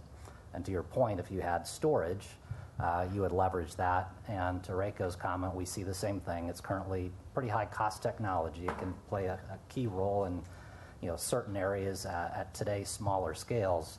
But what the EIM offers is frankly a free battery. It costs nothing. All you have to do is spend a fairly nominal amount of money up front. We spent roughly just under $19 million. Our investment was paid back in less than a year. So every day after that, it's just sending savings to our customers. The total savings, and I think I have a chart up, to date since November 14 we joined, the total benefits for all participants is just over $142 million through last December. And you can see that the pace of those benefits has grown pretty steadily, almost on an exponential basis as more parties have joined. The general picture of what's happening is there's more diversity coming in, there's more transfer capability coming in. When we started, there was a sliver of transfer capability between us and the ISO, about 20 megawatts of dynamic 5-minute transfer capability, and a little between 300 and 400 on a 15-minute static basis. As soon as NV and others joined in that map that you see on the wall, there's now thousands of megawatts that can move within real-time basis, and that's really important as we're all transitioning to this cleaner future where we're more and more reliant on wind and solar variable generation. The old world is you operate on your own. You're an island. You've got to balance and move your own resources up and down, and without a tool like this, it's manual. You're calling your power plant saying, please move up or down. Now we send 17,000 nodes of information. Our entire grid is modeled at that central location. It can send perfect information to every one of our power plants to operate, and it's least cost. And so we're going to take every bit of low-cost renewable energy and back off what costs us money, costs our customers money, requires an emission, and so we are leveraging that to a great extent. And so our emissions last year were down 18%. Did I misread our chart saying annual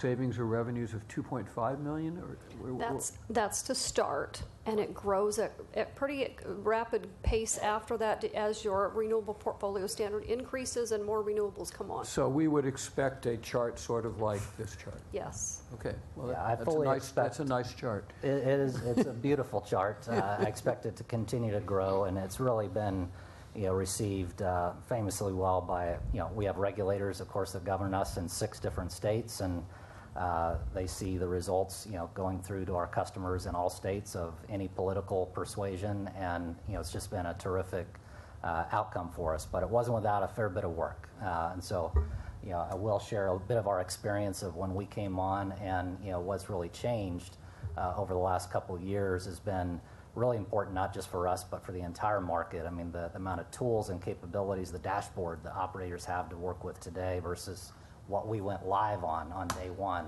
is night and day.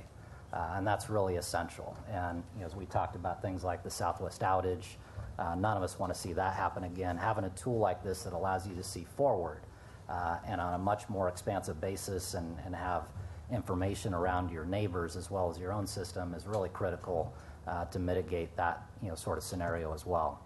But maybe I'll back up a little to... I have a quick question. Yes, go ahead, Well, Commissioner. again, thank you for your testimony about your experience with a similar program. My question is, with so many entities involved in the complexities of sharing, switching, everything else, how is this audited? I mean, with so many different partnerships, typically, who is the auditing entity that oversees if we have a discrepancy as to how much we've given versus received? Who oversees that? So when I talked about the infrastructure that has to be installed, we need revenue quality meters on our generation and our ties with the ISO, so we know momentarily, and it's got to be in a systematic way. You need software to do this that looks at 5-minute intervals and looks at how much power is flowing back and forth, because you need to make sure. Yeah, respectfully, you said we need. Do we have? We don't, but that will be part of the systems that we will have to install. And when do we expect to have that software established? And how will that compare to our old billing system that we rolled out?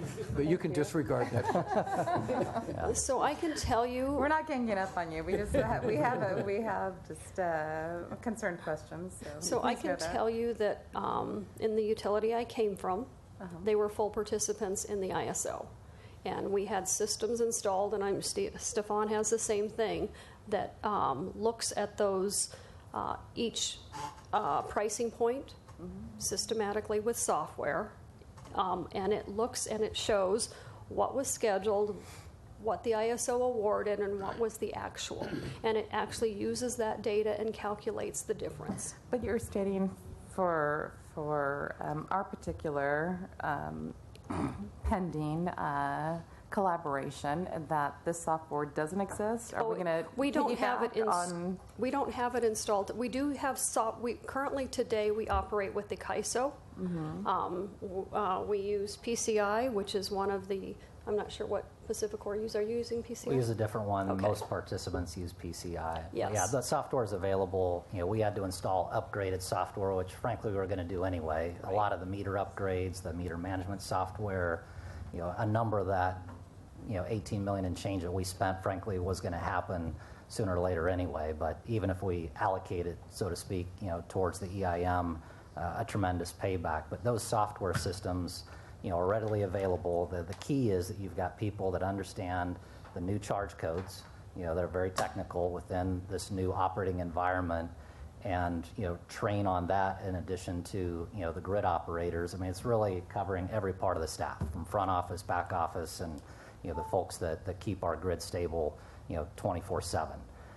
And so the earlier that training begins and you have a chance to run in parallel effectively for a few months before going live, we've recommended that to every entity that has participated and joined, and every one of these entries has been smoother. Our sister company, we're owned by Berkshire Hathaway Energy. NV Energy is another affiliate under that holding company, and they joined after we did, and their entry was substantially more smooth than even ours. And then since then, APS, Puget Sound Energy, joined just this last year, and now Portland General Electric, I think, is next up, followed by Idaho Power and a couple others in front of where LADWP would be. So I think there's every one of those entry points provides additional lessons learned, and what we've seen is a smoother point each point. But we're happy to share our lessons learned. It's to our benefit as well and our customers. The greater diversity, the greater collaboration, the more value there is for our customers as well as all participants, and we want to see that benefit curve continue to grow. But it's all manageable, but it does require a pretty big lift. I was on the wholesale merchant side of the organization, and those are the folks that get to play with it, so to speak, and really deliver the savings from the dispatch standpoint at our company.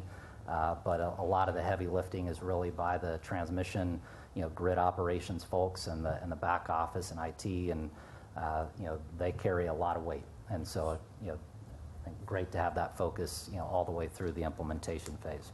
Yeah, out of curiosity, when you say that you were on the wholesale side, you were on the wholesale side to sell the software, or? No, at Pacific Corp, what I mean by wholesale is, as opposed to retail. So we have 1.8 million retail end user customers that are billed and take our energy, not unlike what you have here in LADWP. The wholesale side is what I mean by the buying and selling of natural gas and energy in the wholesale market. Wholesaling the PCI software. Yeah, no, I was not. Right, never worked in the IT field. All right, well, thank you. Reiko, I know that we have had a lot of occasions to sell. Do we also end up buying a lot as well? I can answer that. We did purchase some of the overgeneration from CalISO last year. So we would likely be both buyers and sellers in a Absolutely. substantial manner. Okay. Are there? I know that Dr. Pickle, I believe Dr. Pickle has comments or questions. But Commissioner Funderburk is jumping you on seniority, as well as age, I believe. Not clear. I'm very interested in knowing if we have capacity to pull this off. Yes. So we have, it may not be within the 2 years, that's our plan, but to get the resources on board, go through the training process to allow this to happen, as well as get the systems installed, communications. It will truly be a team effort. We already have a team that's been working on this for a year? Over a year. Over a year, getting the project plan, the scope, the teams, the agreements, all that in place. So we will also bring on a facilitator that will help us keep this moving along. And given that it seems that our expectations have been created by this graph, that we would get that. We're going to keep this graph. Okay. I'm disclaiming that graph actually right now. One thing I do want to clarify, so we don't put profit incentives on our staff. So we have a different risk profile, so we will be more conservative. So our results will not show this trajectory. We will have net benefits, that we're not risk takers. So we will likely have more conservative results. So we've heard that our compensation from Dr. Pickle is skewed in some ways, and we have difficulty attracting kind of upper management people. Is that something that the board needs to act on in terms of bringing on additional capacity to support something like this? So I just have to ask, from do we pull from the load dispatchers to do this? That won't be enough because we also have pending retirement. So to catch up with that curve, as well as add additional capacity to be able to do these functions, we will have to bring on additional staff. Sure. We recruit load dispatchers directly into those positions, and then put them through a very extensive training process, kind of knowing all the details of here's all the energy in the market, here's all the energy we have internally, here's a transmission, here's how much we need, and doing that on a real-time type of basis.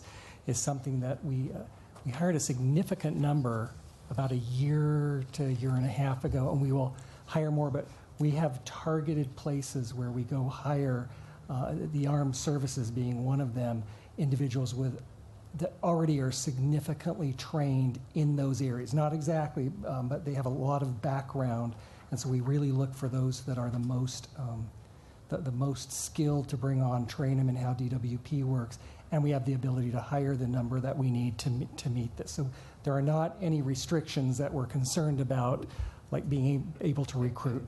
We've got the ability to go and recruit those, and Rayco and Lewis and staff will need to put out exactly how many we need and in what time frame, and we'll get out there and we'll be able to hire the resources that One thing that is key is the parallel operations, because it is when we talk about the rapid expansion of the CAISO market, you literally have a skill set of folks that operate in that market that's here, and as more people come in, they tend to recruit those away. So it will be key that we have the appropriate training for the programs for the staff, as well as the parallel operations, so that we can make sure the results we're expecting are there, and that we are charged appropriately as well as paid appropriately for our sales. Okay, I'll come back to that. There was another issue that was raised related to the authority of FERC, and you mentioned that that FERC, seemed that FERC has some discretion here that could impact what results we get, or how we participate in this market. I assume that contractually we're going to make sure that any unanticipated FERC decisions are... we have the unilateral right to terminate if they do not go in the direction we want, but because it is transmission, FERC is the ultimate jurisdiction for that, for all CAISO. Transmission access charges, their tariff, it all goes through FERC. So we were clear in the agreement that we're not ceding jurisdiction. We still have local jurisdiction. But for this activity in EIM only, we will be subject to their rules that they put in place. And if we don't like those rules, then we can withdraw. What if we don't enter into this agreement? What is the fallout for not entering into it? Well, I think the fallout will be politically the pressure to put LA in, all in. I think there's getting more and more overt comments as well as subtle comments within the industry and up in Sacramento. All in, define all in. You're a full participant. That The means ISO. you're filing a revenue requirement at FERC, you're defending that, you're there in your transmission business. And that means the CAISO gets to determine which of our resources get dispatched when. And part of the challenge in the CAISO markets is the compensation to generators is not sufficient. So you have many of the merchant gas plants shutting down because they're not adequately or sufficiently compensated in California markets. And you can imagine with LA's units, that's very attractive to the market because they would be looking to our units to help them integrate renewables, which may not align with our local environmental and GHG goals. So it'd be more difficult to meet our clean air objectives, is that correct? There would be costs, yes, to meet the objectives. We would definitely increase costs, and whether or not we recover that. The ultimate backstop for our costs are our ratepayers, so obviously it's a big concern for us. I talked about the transmission access charge going from $2 to $11 when from the prior utility. Those costs would now get socialized with LA's, which means LA's costs would go down and everybody else in the market would decrease. LA's costs would go up. Yeah. I'm sorry, LA's would go up, yes, and everybody else would go down. Yes. Thank you. Dr. Pickle. To start with an observation of Commissioner Noonan's, power trading has existed in the West since probably the 1930s. But these were typically long-term agreements that were worked out, negotiated over long periods, and they were specific transmission points in and out of each individual utility system. What's being proposed here is essentially 17,000 trading pits for power that operates on a minute-to-minute basis. So it's a lot like high-speed trading and uses a lot same technology as high-speed stock trading, but it is managed for a different set of risks to keep things operating first. And this will make adapting to renewables easier. It'll be done on an economic basis. I think it's important, and I'm not surprised by the result, that joining the CAISO would cost more, but participating in this results in net benefits. And I believe we may get accelerating benefits, but those aren't accelerating benefits from just additional trading by the participants, but there are increasing number of participants who are out of state participating in this, hence the next challenge. For 20 to 25 years, there's been an effort to establish a multi-state ISO in the West, and that's failed over questions of governance, exactly your concerns. And the clever workaround has been the one state ISO that is essentially governed around a series of investor-owned utilities is extended through this energy imbalance market. And that gets away from the governance issues. If you saw a move to force governance within California, you'd see a lot of those out-of-state players going a separate path. So hopefully that would protect us to a degree from having our governance challenged. But yes, that's a concern, but fortunately we're not alone. Following Dr. Pickle's comments, you've stated repeatedly that we have the unilateral right to terminate. However, does that come with penalty? No, other than the cost you've incurred to that point in time. So aside from the investment, we can Correct. bow out at any time Correct. without penalty?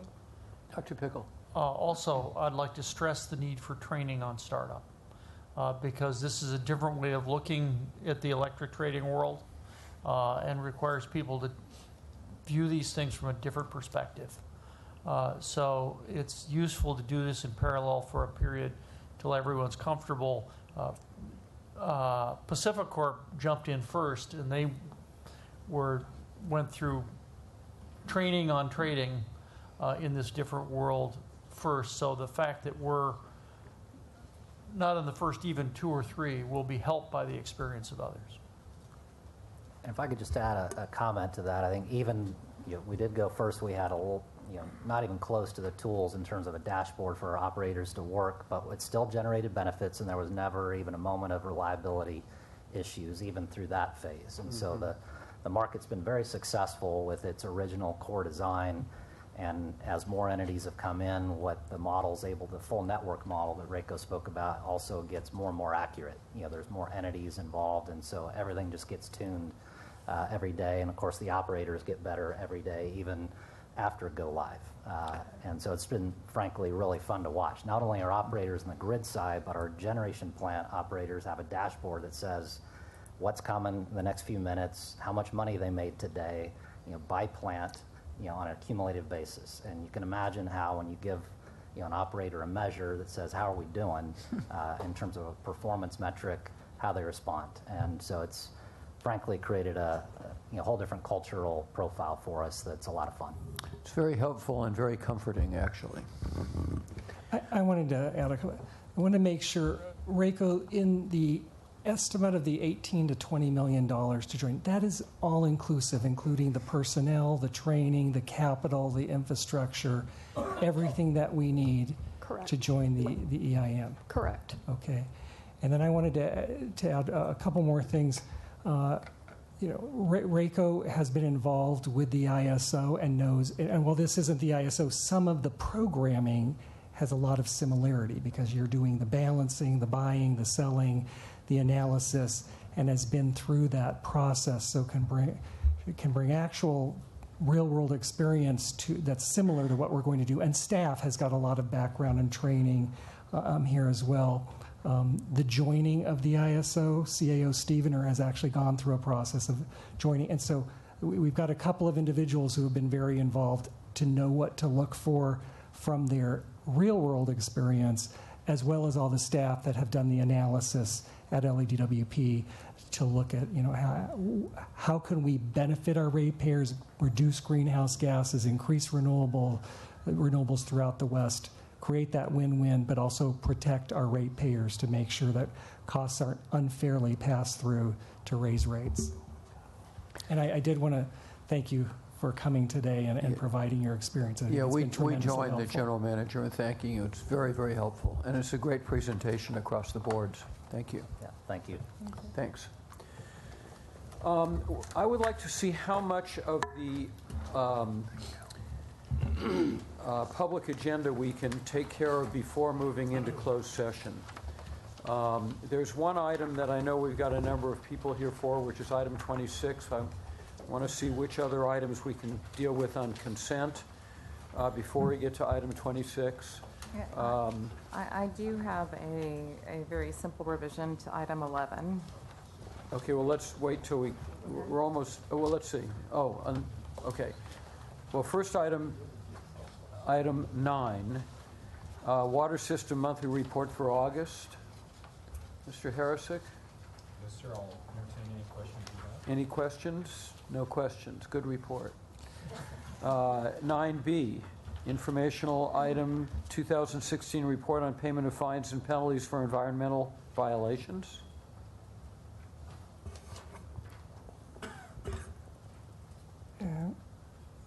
I need to give me a couple of minutes on that. I need to look at it to remind me. Rates and equity metrics, March 2017. Wasn't that covered by the equity metrics presentation? Yes. Barbara, discussion with neighborhood council representatives on any neighborhood council resolution or community impact statement filed with the city clerk which relate to any agenda item listed or being considered on this agenda for the Water and Power Board. No community impact statements or formal positions were filed by any neighborhood councils on the items on today's agenda. Now, item 11, Commissioner Noonan. Okay, thank you. So I do request that in the minutes of February 21st, 2017, item 4, the fourth line, the fourth statement, be revised to state, how have the challenges from the Oroville Dam impacted LADWP, and please provide a status report on the condition of our dams and reservoirs. And I wrote this out, so I can give it to you. Okay. And with that change, is there a motion to approve the minutes of February 21st? So moved. Second. Those in favor? Aye. They're approved. And Chief Sustainability and Economic Development Officer Sutley can respond to 9B1. Okay.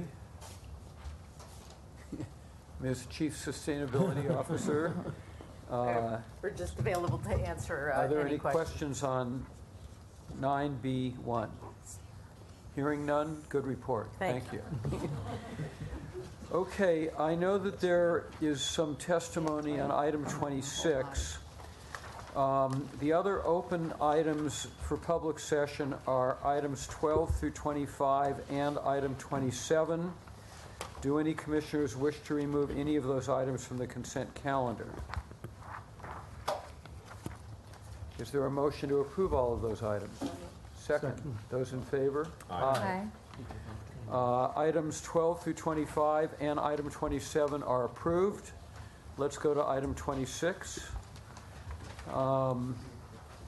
Authorization to submit a financing application to the Southern California Public Water Authority to issue up to $772 million of rate reduction bonds. Good afternoon, Commissioners. It's 12:15, so it's afternoon. Neil Guglielmo again with Financial Services. Oh, excuse me. I made a mistake. We have to delete item 21 from that vote because we need to discuss something in closed session and then come back on that. Okay, I'm sorry, Neil, go ahead. No problem.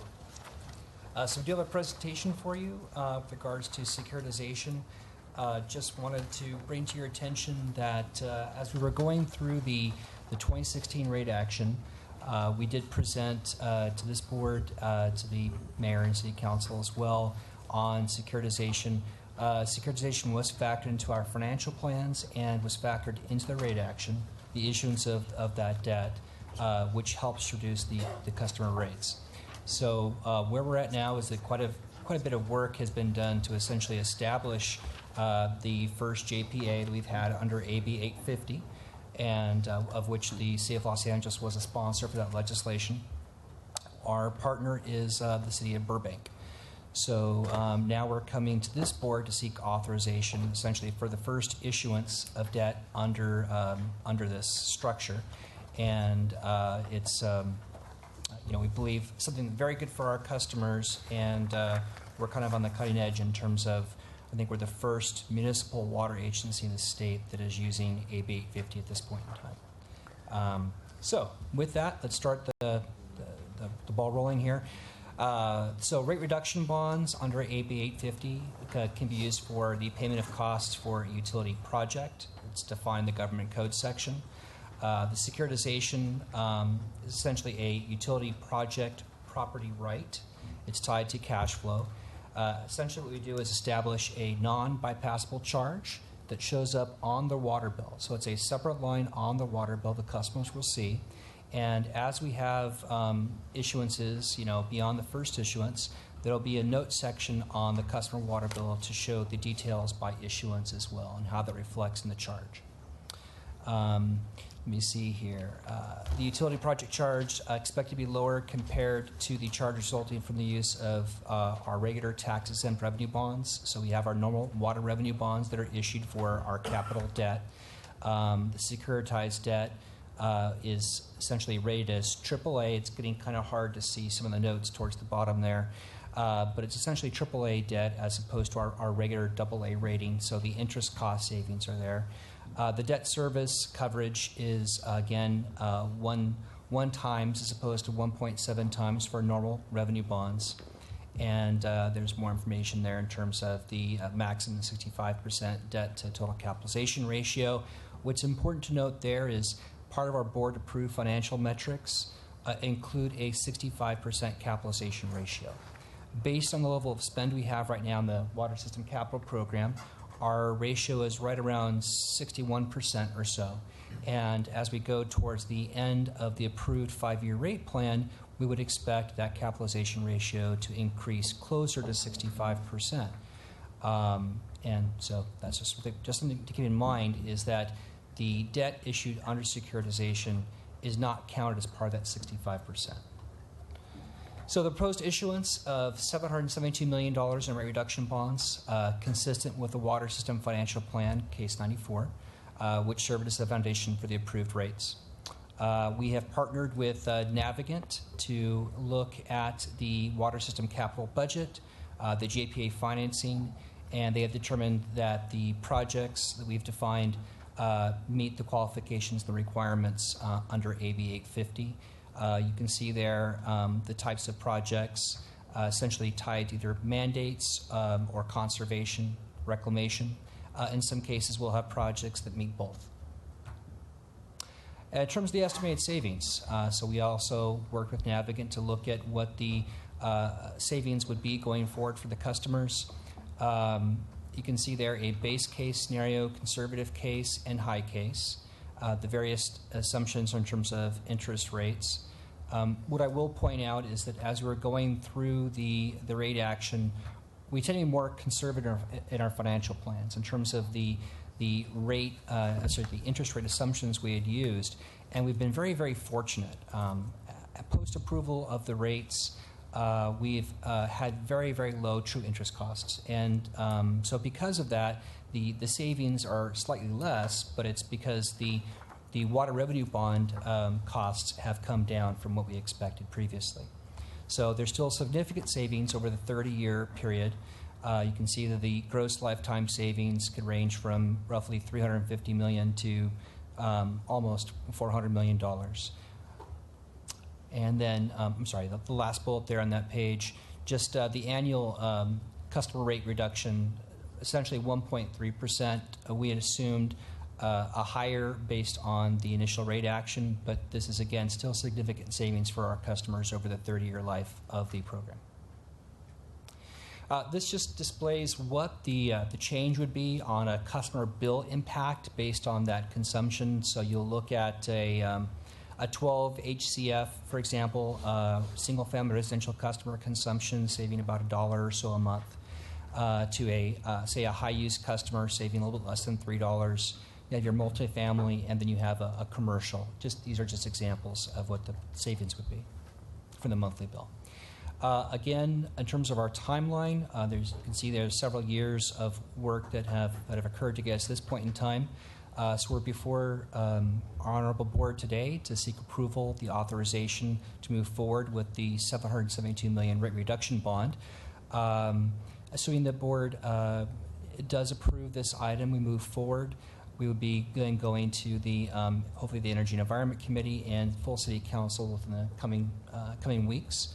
And then we have to work with the California Pollution Control Financing Authority. They will conduct their review before we can ultimately move this project forward, hopefully issuing bonds in the August or September timeframe. Very comprehensive, thank you. Are there questions or comments from commissioners? Dr. Pickle. First, we support doing this, but it involves some important choices that we think have to be made very consciously. One is the securitized asset, as I understand it, and correct me if I'm wrong, is the revenue stream put in rates. It's not the specific physical assets. And that changes what's being handled as they get after these securities go in place. There is a priority on that revenue. And two, we're doing this on a 100% debt basis. And the rating agencies say they're not going to look at this in terms of our overall debt ratio, but rating agencies, when things get tough, change how they look at the world. And the three biggest debacles in the utility business in the past 100 years have been over too much leverage. The Insular Empire of the 20s, the Whoops incident in the 70s and 80s, and Enron a decade and a half ago. So we should go in carefully with this. First, we want to make sure that the cost of administration and issuance exceed the short-term benefits. And we take a low scenario of benefits at about $4 million per year, that being the difference between the AAA debt and what this debt might be issued at, including the costs. If it doesn't look like it's going to be happening that way, you don't have to take out that issuance. We'll do it another way. It's okay to say stop. Two. I apologize for interjecting, but sure. Can we ask the department whether or not they feel comfortable enough with the worst case scenario that the OPA outlined in $4 million a year? Yes. My name is Peter Nguyen. I'm with Financial Services Org. Mm-hmm. And we did take a look at the cost of issuance, a one-time cost, as well as the administration cost. Mm-hmm. Now, if we look at all that and we annualize it over 30 years, it runs us about $451,000 annually. Mm-hmm. Now, that accounts for about 0.7% of the issuance cost, runs us about $5.5 million. We also estimated that the one-time cost, because of the complexity of this entity that we're dealing with, the securitization, it runs us about $1.3 million. After that, in terms of the administration, it would be just rounding errors. It runs us about $240 million per year. And so we annualize that, that would run us about close to $7 million. So we add them all up, it would total about close to $13.7 million. Over 30 years, it would run us about $451,000. So compared to the $4 million I think we're going to still benefit significantly, about $13.5 million. I would just add, yeah, the $13 million is the cost over the 30 years, potentially. But, in the worst case savings, you're looking at $110 million over 30 years. So you're still saving almost $100 million. Yeah, I think Dr. Pickle is asking the right questions, so I just want assurances from the department just to follow up on the questions that he's asking. Yeah, it was, having been there myself, projections and going to market are two different things. So don't be ashamed to say, whoa. Or we need to reconfigure this. Second, we have assurances from DWP that there will be no extraordinary costs if this doesn't end up being a joint powers authority. That is, there are other parties like Burbank don't actually do any financings. There could be risks that we'll have to change our leverage ratio back. We understand there are no extraordinary costs expected. But we'll just have to go get equity that we didn't have to put in earlier.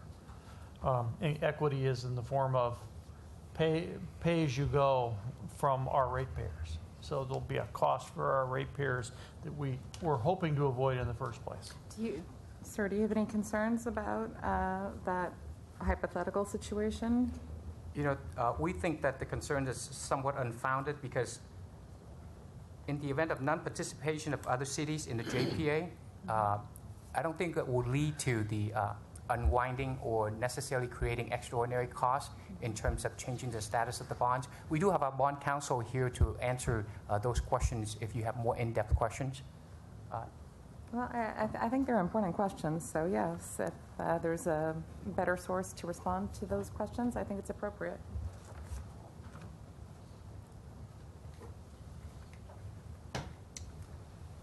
John Parrott from Hawkins Delafield. We're bond counsel to the JPA.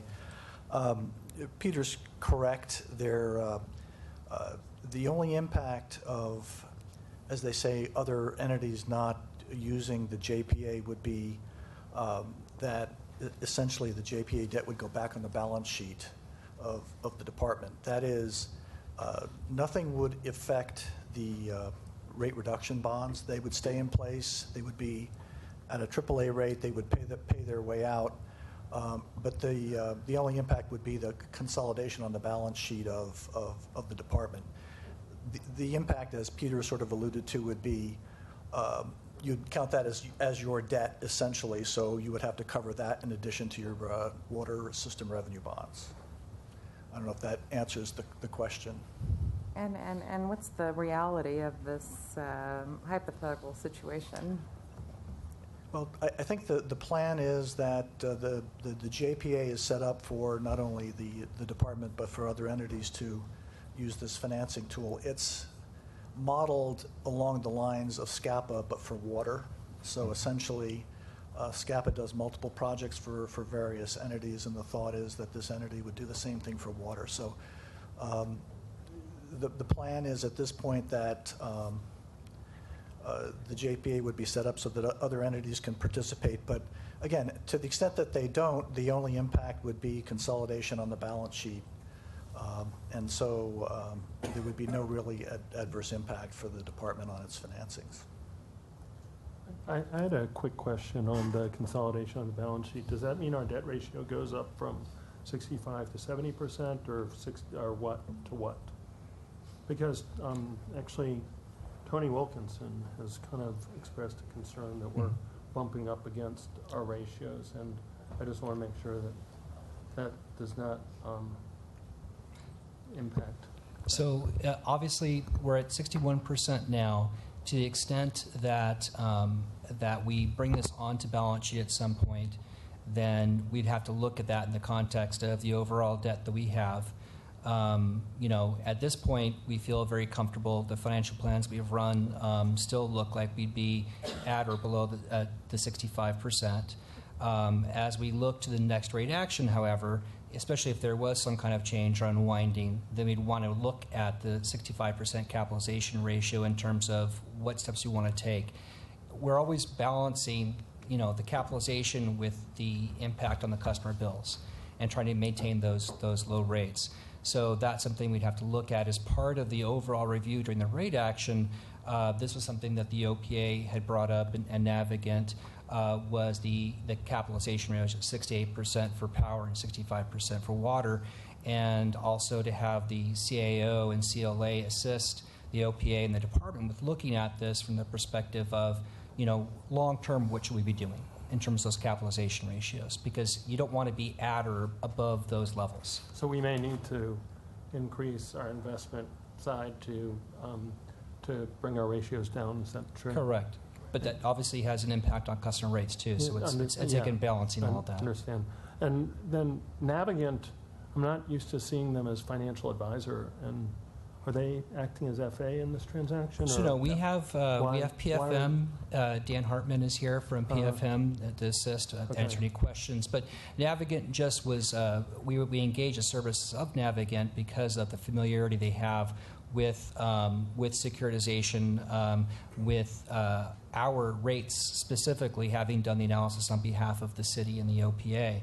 And so they were a quick and easy fix for us to get someone to come in and do the analysis that's required for the California Pollution Control Financing Authority. We have to have that separate entity do a report. So we had a separate FA for this transaction? Yeah. Yes. Yeah. Okay. Independent consultant. All right. Yeah. Fred, do you have more? A big portion of the stated benefits are the savings in that cash match, or 35%. And that's a big portion where the hoped for savings are in terms of rates. And the real rate savings is upfront in this in terms of the period. If we have to consolidate, rates will have to go up in order to bring the debt ratio into line overall. But if we didn't do this, that would happen anyway. So that's where the prospective savings is. Our last comment, and that's is picked up by S&P in their discussion on this topic, and that is it's best if the assets are segmented for this type of analysis, and that's why we requested that regular reports to board. As these monies are received and spent, the board receives regular reports on the segmentation or identification of the assets that were funded by this. Good. I had one more question. This product has been around for several years. I know when I was at the Las Vegas Valley Water District and Southern Nevada Water Authority, we were strongly considering this because of its positive benefits on rates.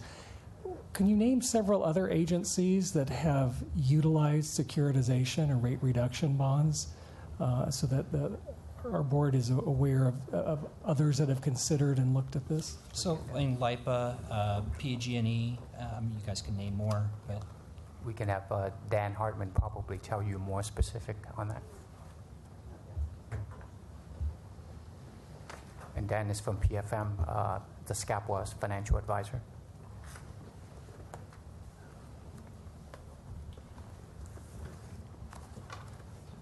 Good afternoon. Dan Hartman. I'm with Public Financial Management. We're financial advisor to both the department as well as to the Southern California Public Water Authority. I don't know that I can add too much more. There had been multiple uses of securitization by the Long Island Power Authority for exactly this purpose, to reduce rates.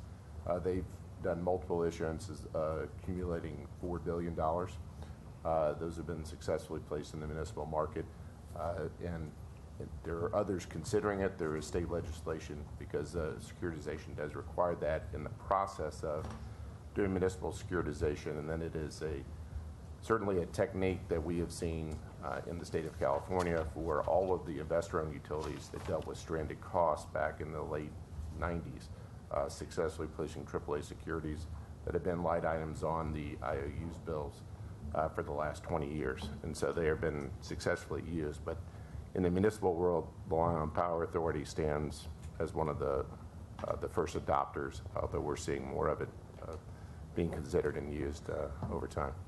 Thank you. Other questions, other comments? Is there a motion? I would like to make a motion with, I think it's important to have the contingency stated that the department, for public record, will keep us apprised, perhaps what's reasonable, every 6 months, or every year on how we exercise the use of this finance? So we do have quarter reporting built in with Okay. SCAPWA, and then we have reporting for IRS compliance, and we do our annual budget reports to this body as well. We could do a semi-annual report along with the annual budget as well, if you'd like that. Why don't we do that? Thank you. So is there a motion to approve this and also authorize a semi-annual report on this matter to the board? Second. Those in favor? Aye. Thank you very much. Thank you. I want to go back. I was advised that we could have voted on item 21, and we can discuss the related issues in closed session. And also, I did not mention item 28 because before voting on item 28, I want to announce that we received a letter from the person who had had the grievance, and he indicated that the letter would suffice for his instead of his personally appearing. So with those two comments, I'll ask for a motion to approve items 21 and 28. So moved. Second. Those in favor? Aye. Those were approved. Okay, council. So at this time, we will recess into closed session in accordance with California Government Code Section 54957, and we will report any final actions taken thereon. Thank you.